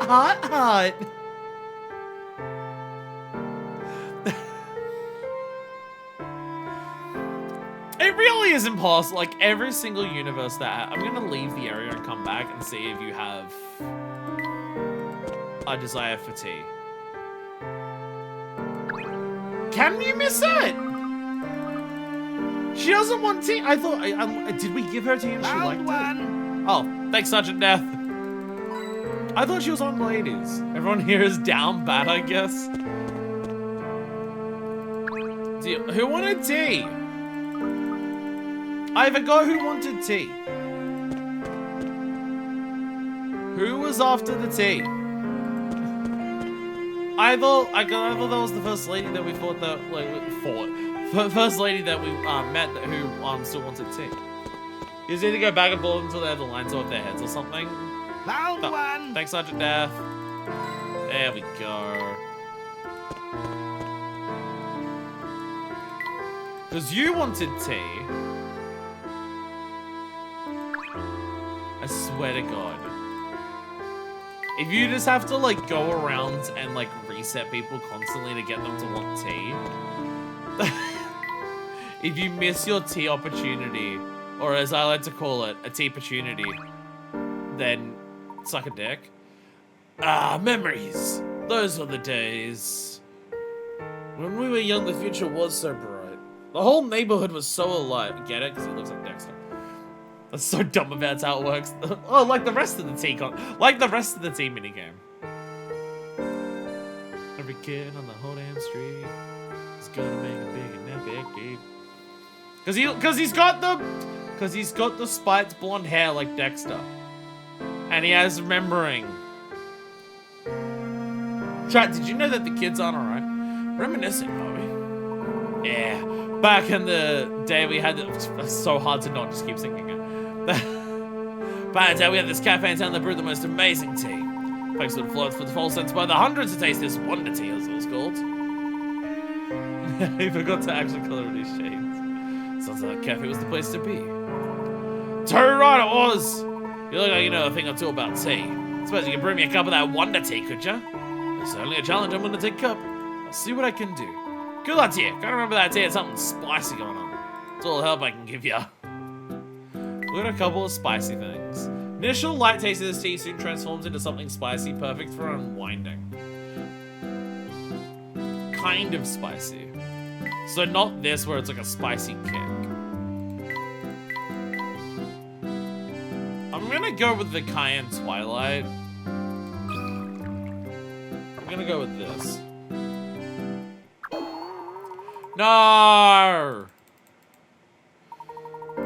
You need a miracle to brew that wonder tea. Making that tea would be... Fucking... I told him immediately again, he's gonna... You know, where your soul's at if you keep running around like that, fellows. Rest your feet for a minute while you solve this puzzle of mine. I thought you wanted tea! A stack of dice. You've stats 3 dice in a column. At the point where 2 dice touch, the faces that are touching add up to 5. If one visible face of the bottom die is showing a 1, what number must be on the top face of the top die? The die is identical in all sets of opposing face on each add up 7, just like any other die. I was about to say, I feel like the adding up to 7 is going to be a very important detail for this, so I'm glad that they specified that, yes, these are normal dice and not like cheating dice. At points where 2 dice touch, the faces that are touching add up to 5. One visible face at the bottom is showing a 1. What number must the top face of the top die be? So over here you must have a 6. Okay, now I'm at a loss. Now I'm at a loss. You got 2. Well, it can't be a 5. There can't be a 5 here because it's got to add up to it. But it could be a 2 or a 3 or a 4. No, it can't be. Because this can't be a 1 either. Because otherwise the 1 would be a 6. So it can't be a 1. So it can't be a 4. So this, so the top of this one has to be a 2 or a 3, right? Because it can't be 5, it's got to add up 5. And if it was 4, this would have to be a 1, which means this would have to be a 6, which doesn't add up to 5. So it's got to be a 2 or a 3. So, is there any reason there can't be any, like, to define which one it is? I mean, if this one's a 2, then this one's a 3. So if this one's... Oh, no, it can't be 2 either. Because because if this is... Because if this is 2... Actually, wait. No, which one has to be on the... No, 2 has to be... It has to be this one. Because 2 can't be on the bottom of this one. Because then the opposite to that would also be 5.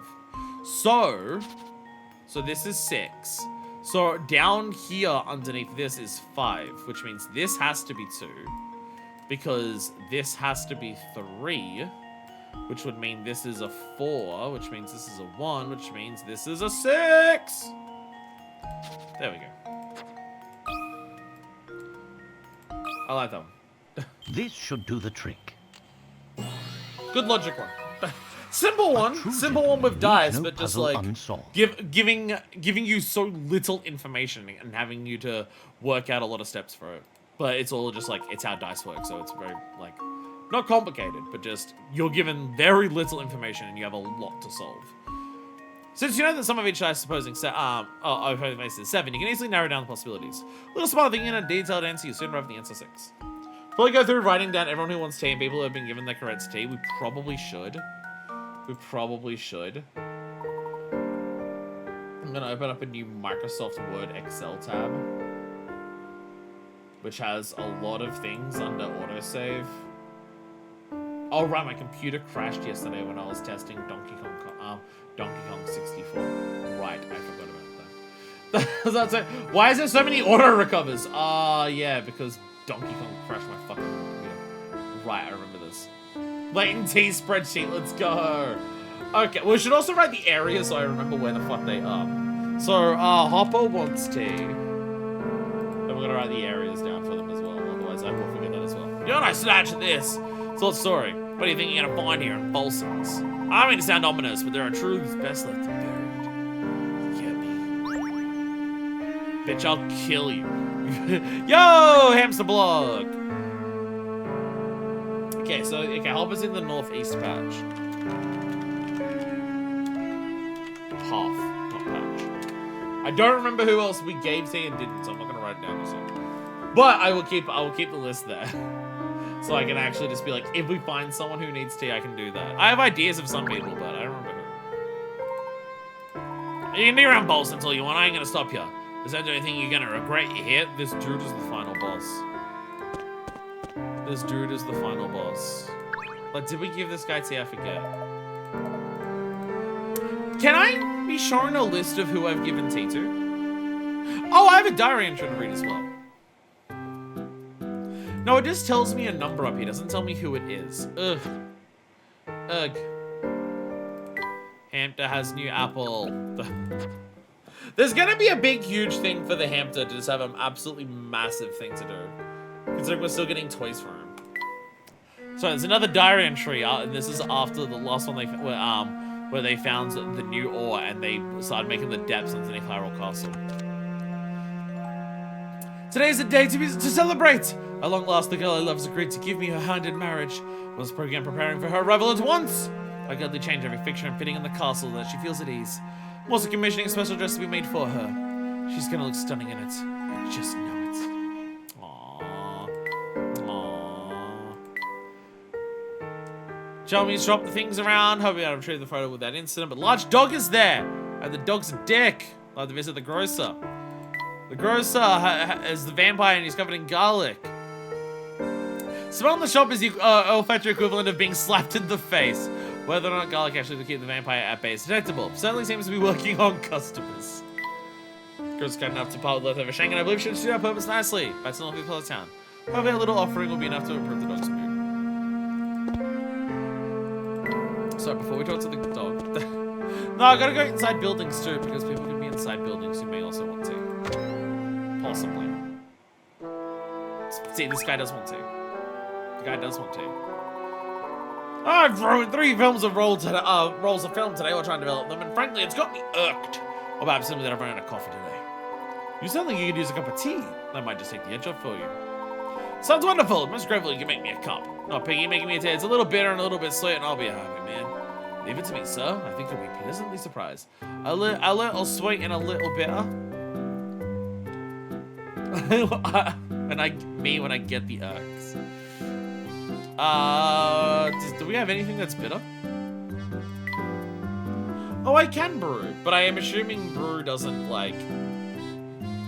I'm assuming brewing here doesn't like immediately like... Yeah. Let's set it up. What is bitter? Refreshing, sweet, sour, mild, earthly, and spicy. I don't have anything that's bitter. Does Oasis Leaf count because it's tea and tea is bitter in general?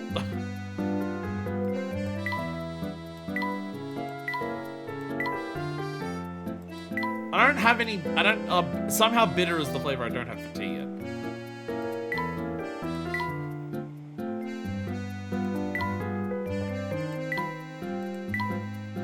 Well, the closest thing to it's going to be the Citrus Classic. Nothing else is close to bitter that I have. No. It's fine, I'm sure, but I'll stick to coffee for now. Alright, Joseph. In the photo studio. He also wants tea.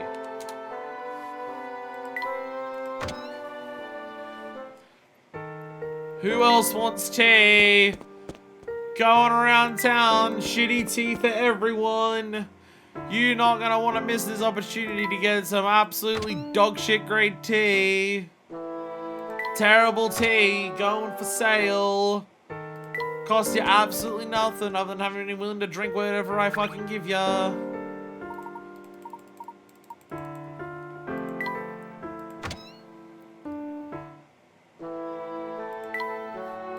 Flora, do you want tea? Never mind, she's not fucking here. Where's Flora? Oh, you startled me! Never mind, she is here. Where'd you get off to, Flora? Me? Well, Come now, look, a gentleman never forces a lady to say more than she wants to. Oops, of course. Where are my manners? Sorry, Flora. I don't give it a second thought. So how'd your investigation go? Find anything more about the Elysian box? A bit, but nothing concrete. What we need is more time to clear the air for clues. It could be quite a while, so if you feel tired, go ahead and turn in, dear. I will. Sure hope you two find a good solid lead soon.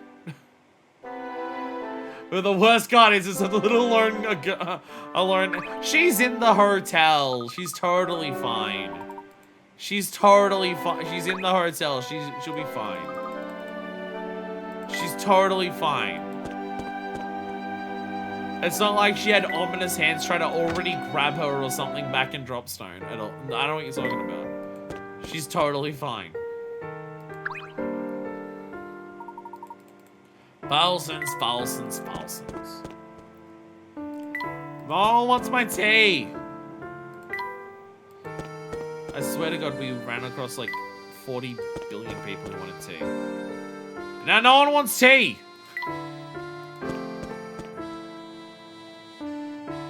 Why does Lila... You wanted tea earlier.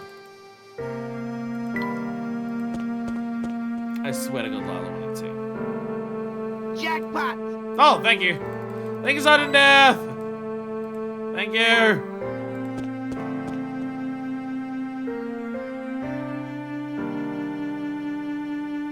Nothing here. Oh, has anyone seen any camera spots today? I've now just remembered that it's like a thing. And I've not, like, looked once. Probably not. What? I feel like this episode feels a lot like the last one. I feel like we've been running in circles a lot, just trying to... There's too many people to talk to, like, give tea and possibly have new puzzles. I feel like I'm running in a lot of circles to do this. Here's our chance, Luke. Throw him the beef shank. I'm already on it. Here it goes.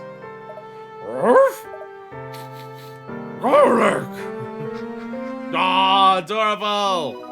Yeah! Beef shank, beef shank. I think our little offering did the trick. I think it's like it's going to be doing any more snarling anytime soon. Fun explore the rest of the town. I feel like we've progressed so little story today. We went to the museum, found the goat, like on the ground, so went back to talk to Chelmy about it, and now we had the photo. We're now getting to the point where we can search for the photo. We've met a dog! Mission accomplished! Time to go home! That was everything we were doing here, right? That was our entire objective, I'm pretty sure. Alright, new area! Hey, look what I found. Say, Professor, could that be a piece of the photograph? I'd say so. Sharp eyes, Luke. I'll place it in my trunk for safekeeping. Yay! We got one of the pieces of the Hyrule shards. Let's go. Let's go. Are they goody? I'm not the bride, but I want the best pancakes I've ever tasted. Guaranteed. I think as well the flavor's out of this world. I have trouble getting the size to be consistent. So it can be such a pain because you need to stack them just so. Here, I'll show you. Is this Taro for Noibit pancakes? This is going to be Taro for Noibit pancakes.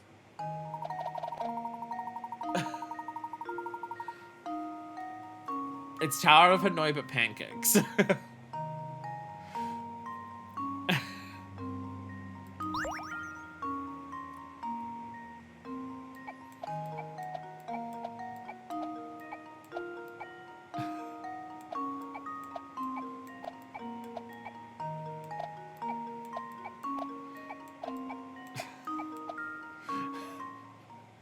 Consider this puzzle solved.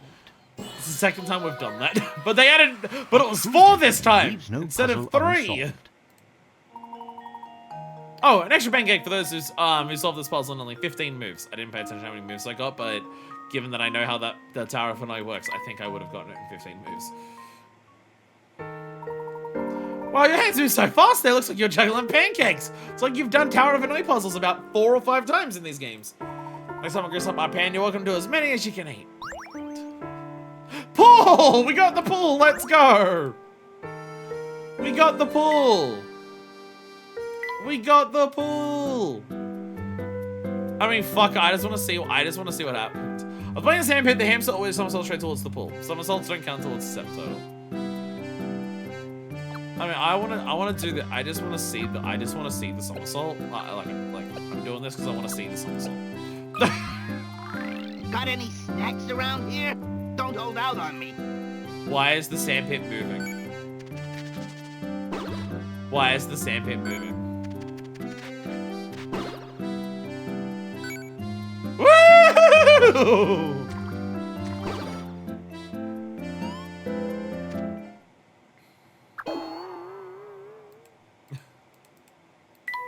It just does fucking roll out. It just does roll out. So I guess it could possibly hit something on the way to doing that. It could possibly hit something and like bounce back. When it said somersault, I was kind of half expecting like a flip through the air so it'd go over obstacles. But if it rolls into that, oh Jesus, no. But if it does that, you could possibly have it be, what's the word brain I'm trying to think do?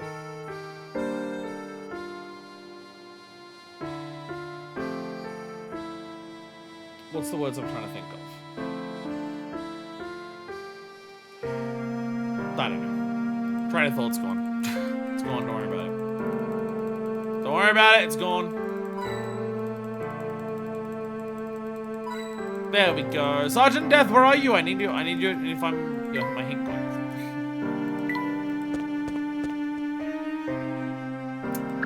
I appreciate that these glow because hey, scour the environment for getting all soggy there.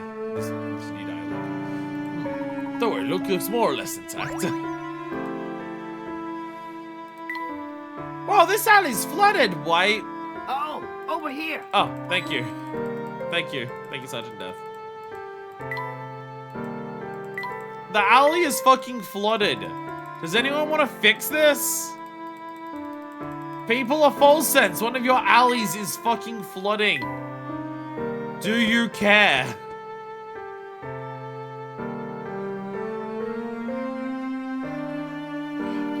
What is up with this section of Folsense?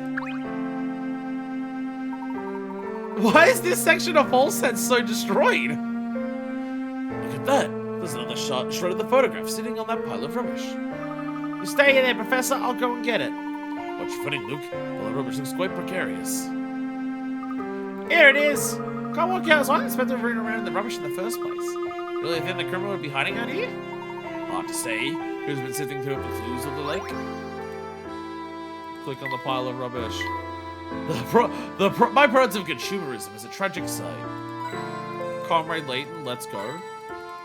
Comrade Layton, let's go. Oh, photograph! Photograph! Photograph! I found one. Oh god, it's in a pile of trash. Oh my god, okay. It's in a pile of trash. Awesome, this will definitely be easy to spot differences between this pile of trash and a slightly different pile of trash. Well, this immediately. That's a difference between like a beer bottle and solved. Something that's not a beer bottle. And there we go. Found the first difference. I do love how many different things we're doing as we walk around in Layton. The tea stuff's a little bit weird because of just how much guesswork it is, and also the fact that the people aren't always available to actually drink tea.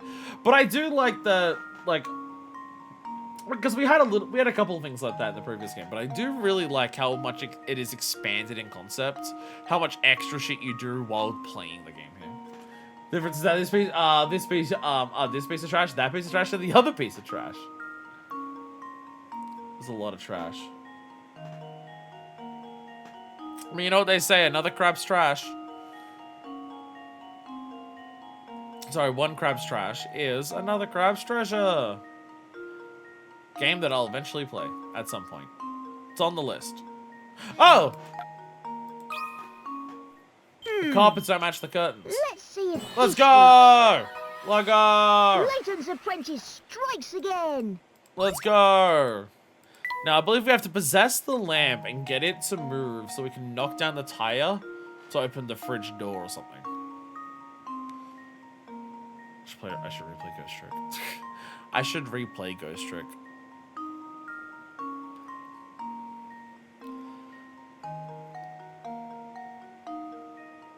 There's so many things here. There's so many things.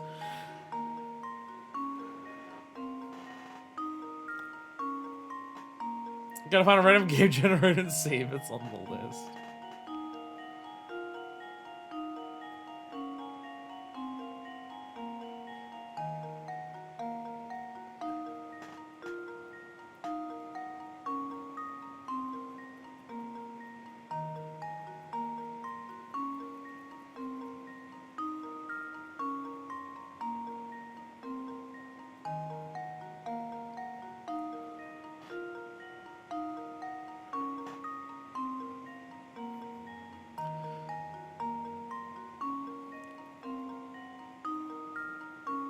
I'm shockingly bad at these. I'm shockingly bad at these.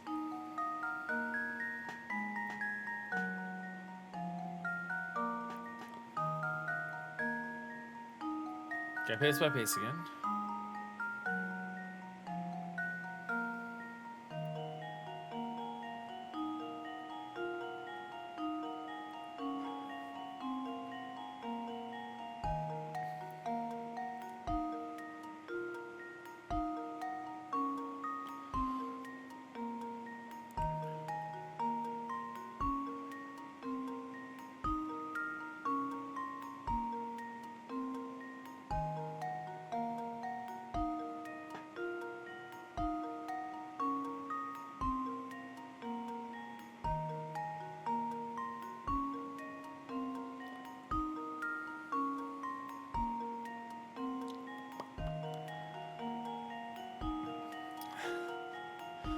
It's always the last one that takes so long. And by always, I mean this is the third one, but still. Still is always, even if the always is only 3 times.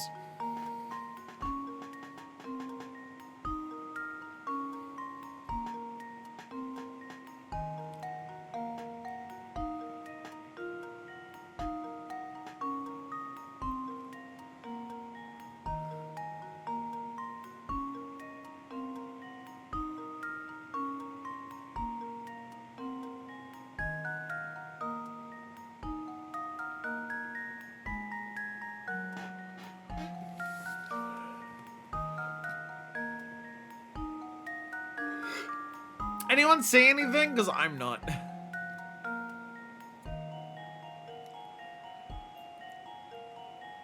Like, it's just a pile of bullshit in both of them. This is, if you see it, chat, feel free to tell me. I see it, tell me. Because I spot the difference. It's not a puzzle. I mean, it's a puzzle, but it's not a puzzle. Window? Oh, the lights are, okay. That's thank you. Let's see if this works. Layton's apprentice strikes again. There we go. Yay! See, now we actually unlock the puzzle. Here, next to this bit of trash down here. Okay. Next to this bit of trash down here. There we go. Oh goody, a hidden puzzle. Look, that is a pile of trash. Yeah, I'm gonna clean it up. Ah, no! I regret everything I've done in my life. I regret everything.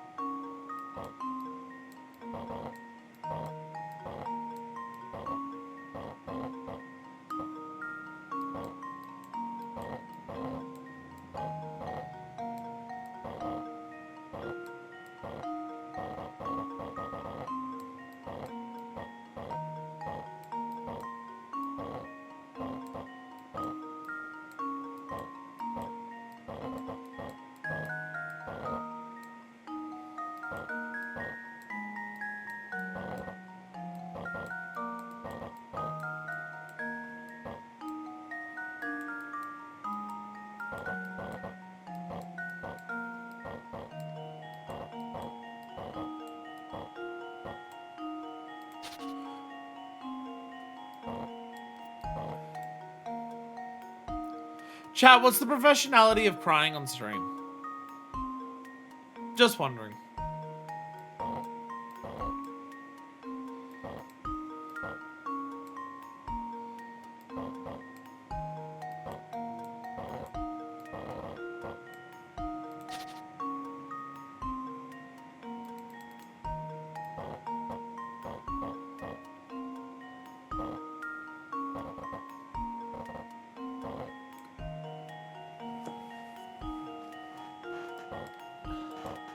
I can't even work out a start for this.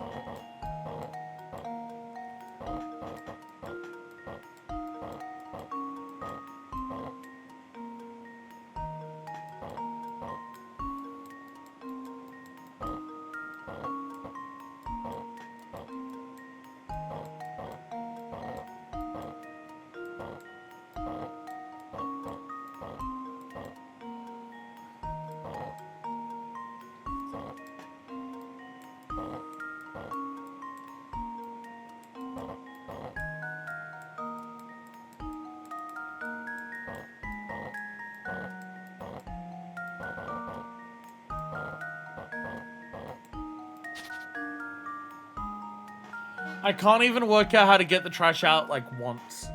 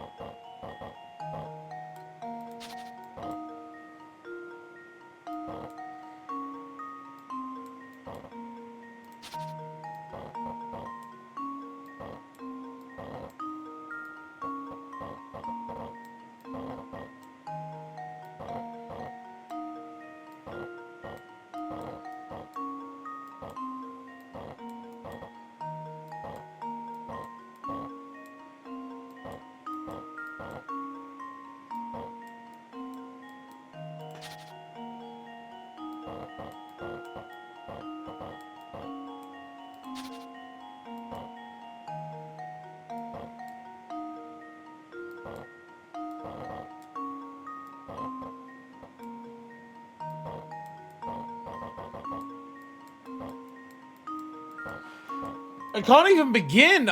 Maybe that's the point. Maybe, like, the hardest part of beginning, like, of this one is beginning. Once you start it, like, it goes pretty quickly from there.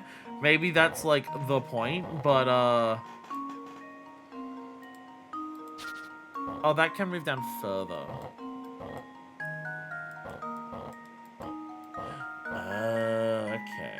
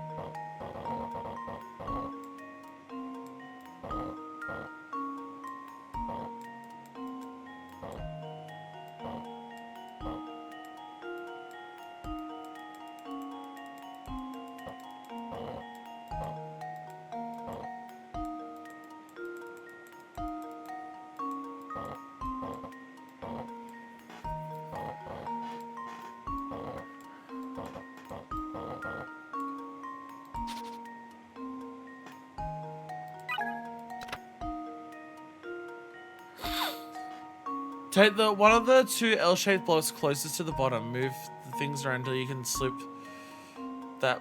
Wait, one of the two L-shaped blocks closest to the bottom. Move things around until you can slip that block to one of the gaps at the far left and right at the top. Choose the gap. Let you fit the wider side flush against the wall. Yeah, so that's this. Next goal is to move the blocks around so the blue block in the bin sorts places with the remaining L-shaped block in the bottom row.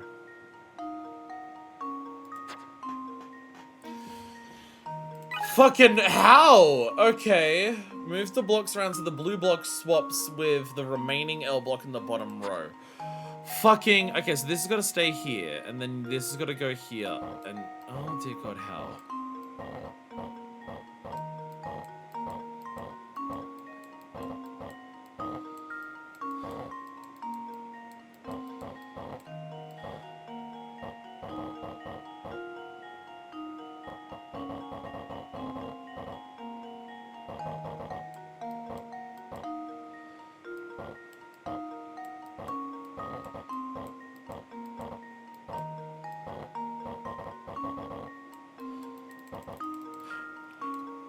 How? How? Move the blocks around so the blue block in the bin swaps with the remaining one. How do I do even that? How do I do even that? Like, this starts here, and then this is here, and this has got to go here, and this has got to go here. Fucking how?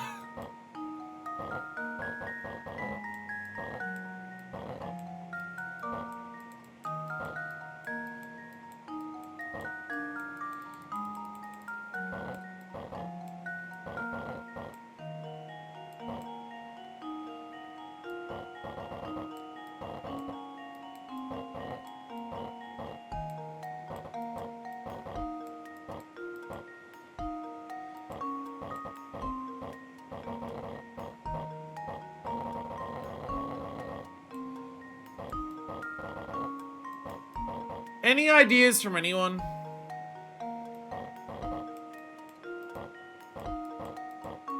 Like, I'm trying to not just look this up, but like this hint, I don't even know how to complete what this hint is saying.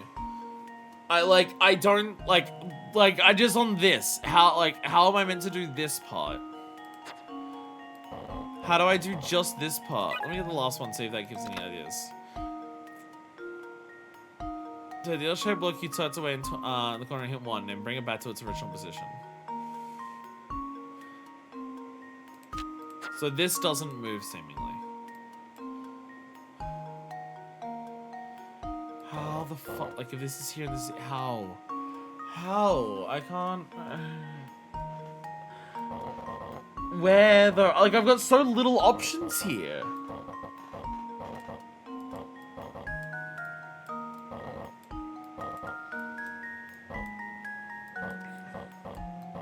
Oh, there we go. Okay. Okay. Okay. I don't even know how I did that. I don't even know how I did that. I don't know what I did differently. Take the L-shaped block you tucked away and put it back into the original position. Take the two L-shaped blocks that sat on top at the beginning, tuck them away in the gaps located in the top left and right. 2 blocks out of the way, you can finally drag the hunk of rubbish out of its hole at the top of the screen. And all you gotta do is get it in the bin.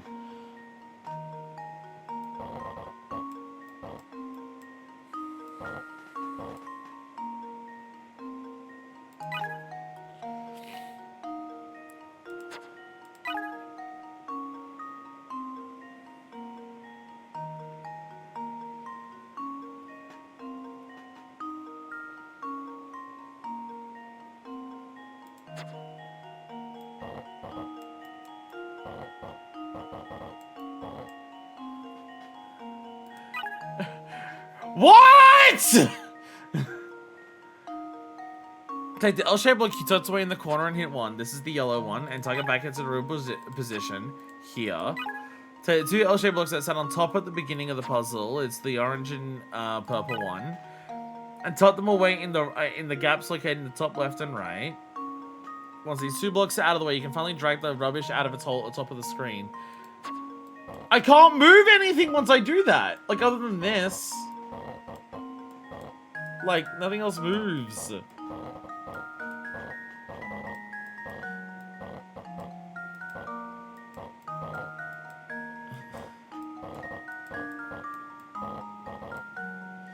This feels like it's still several steps away from completing.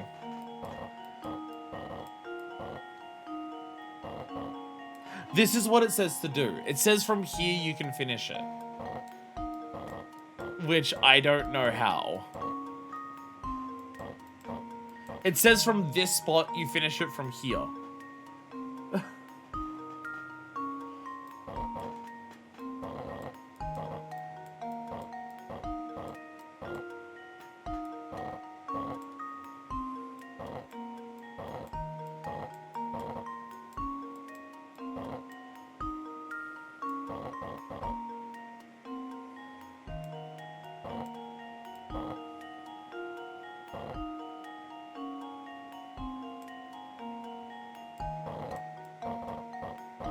I'm looking up a guide. If you design slide puzzles, I hate you. You're a bad person.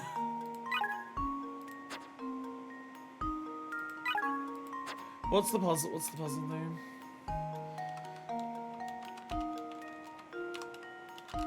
Professor Layton, Pandora box slide puzzle trash.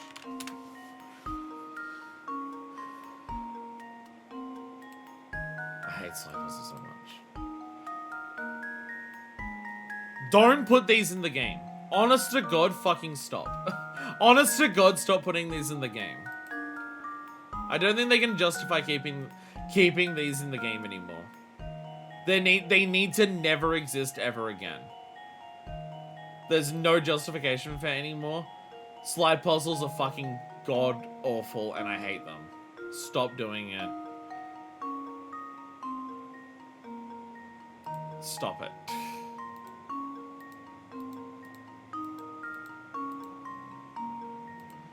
I can't even find it.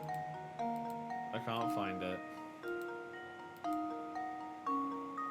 There it is. There it is. Garbage disposal.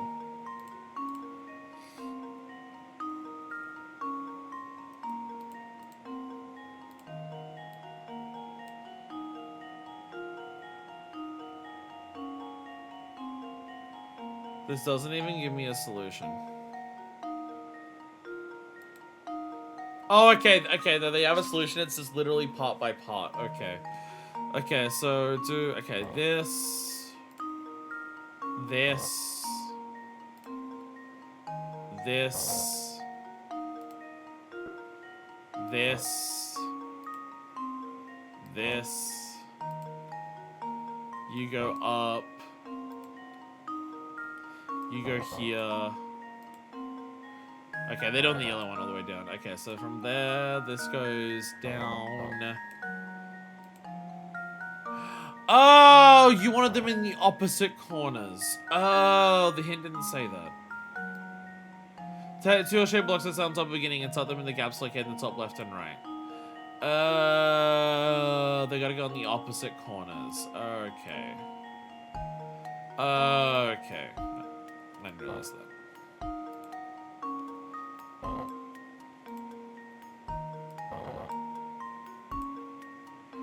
Like, I like to point out that I'm currently solving this in minimum steps. I think this is a big part of the reason why slide puzzles are objectively bad and they should stop existing in these games. This is too many steps to, like, expect a person to do.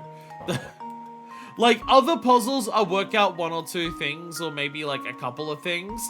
And slide puzzles are just, like, 30 fucking move gauntlets that you have to get correct.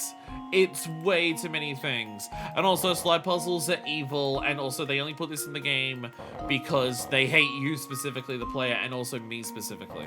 It's the only reason they do them. Like, look at the shit that I'm doing. Look at how long ago the hint stopped. Look at how long ago the hint stopped. The hint stopped so fucking long ago.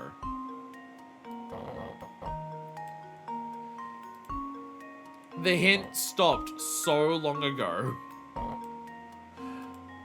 Like, seriously.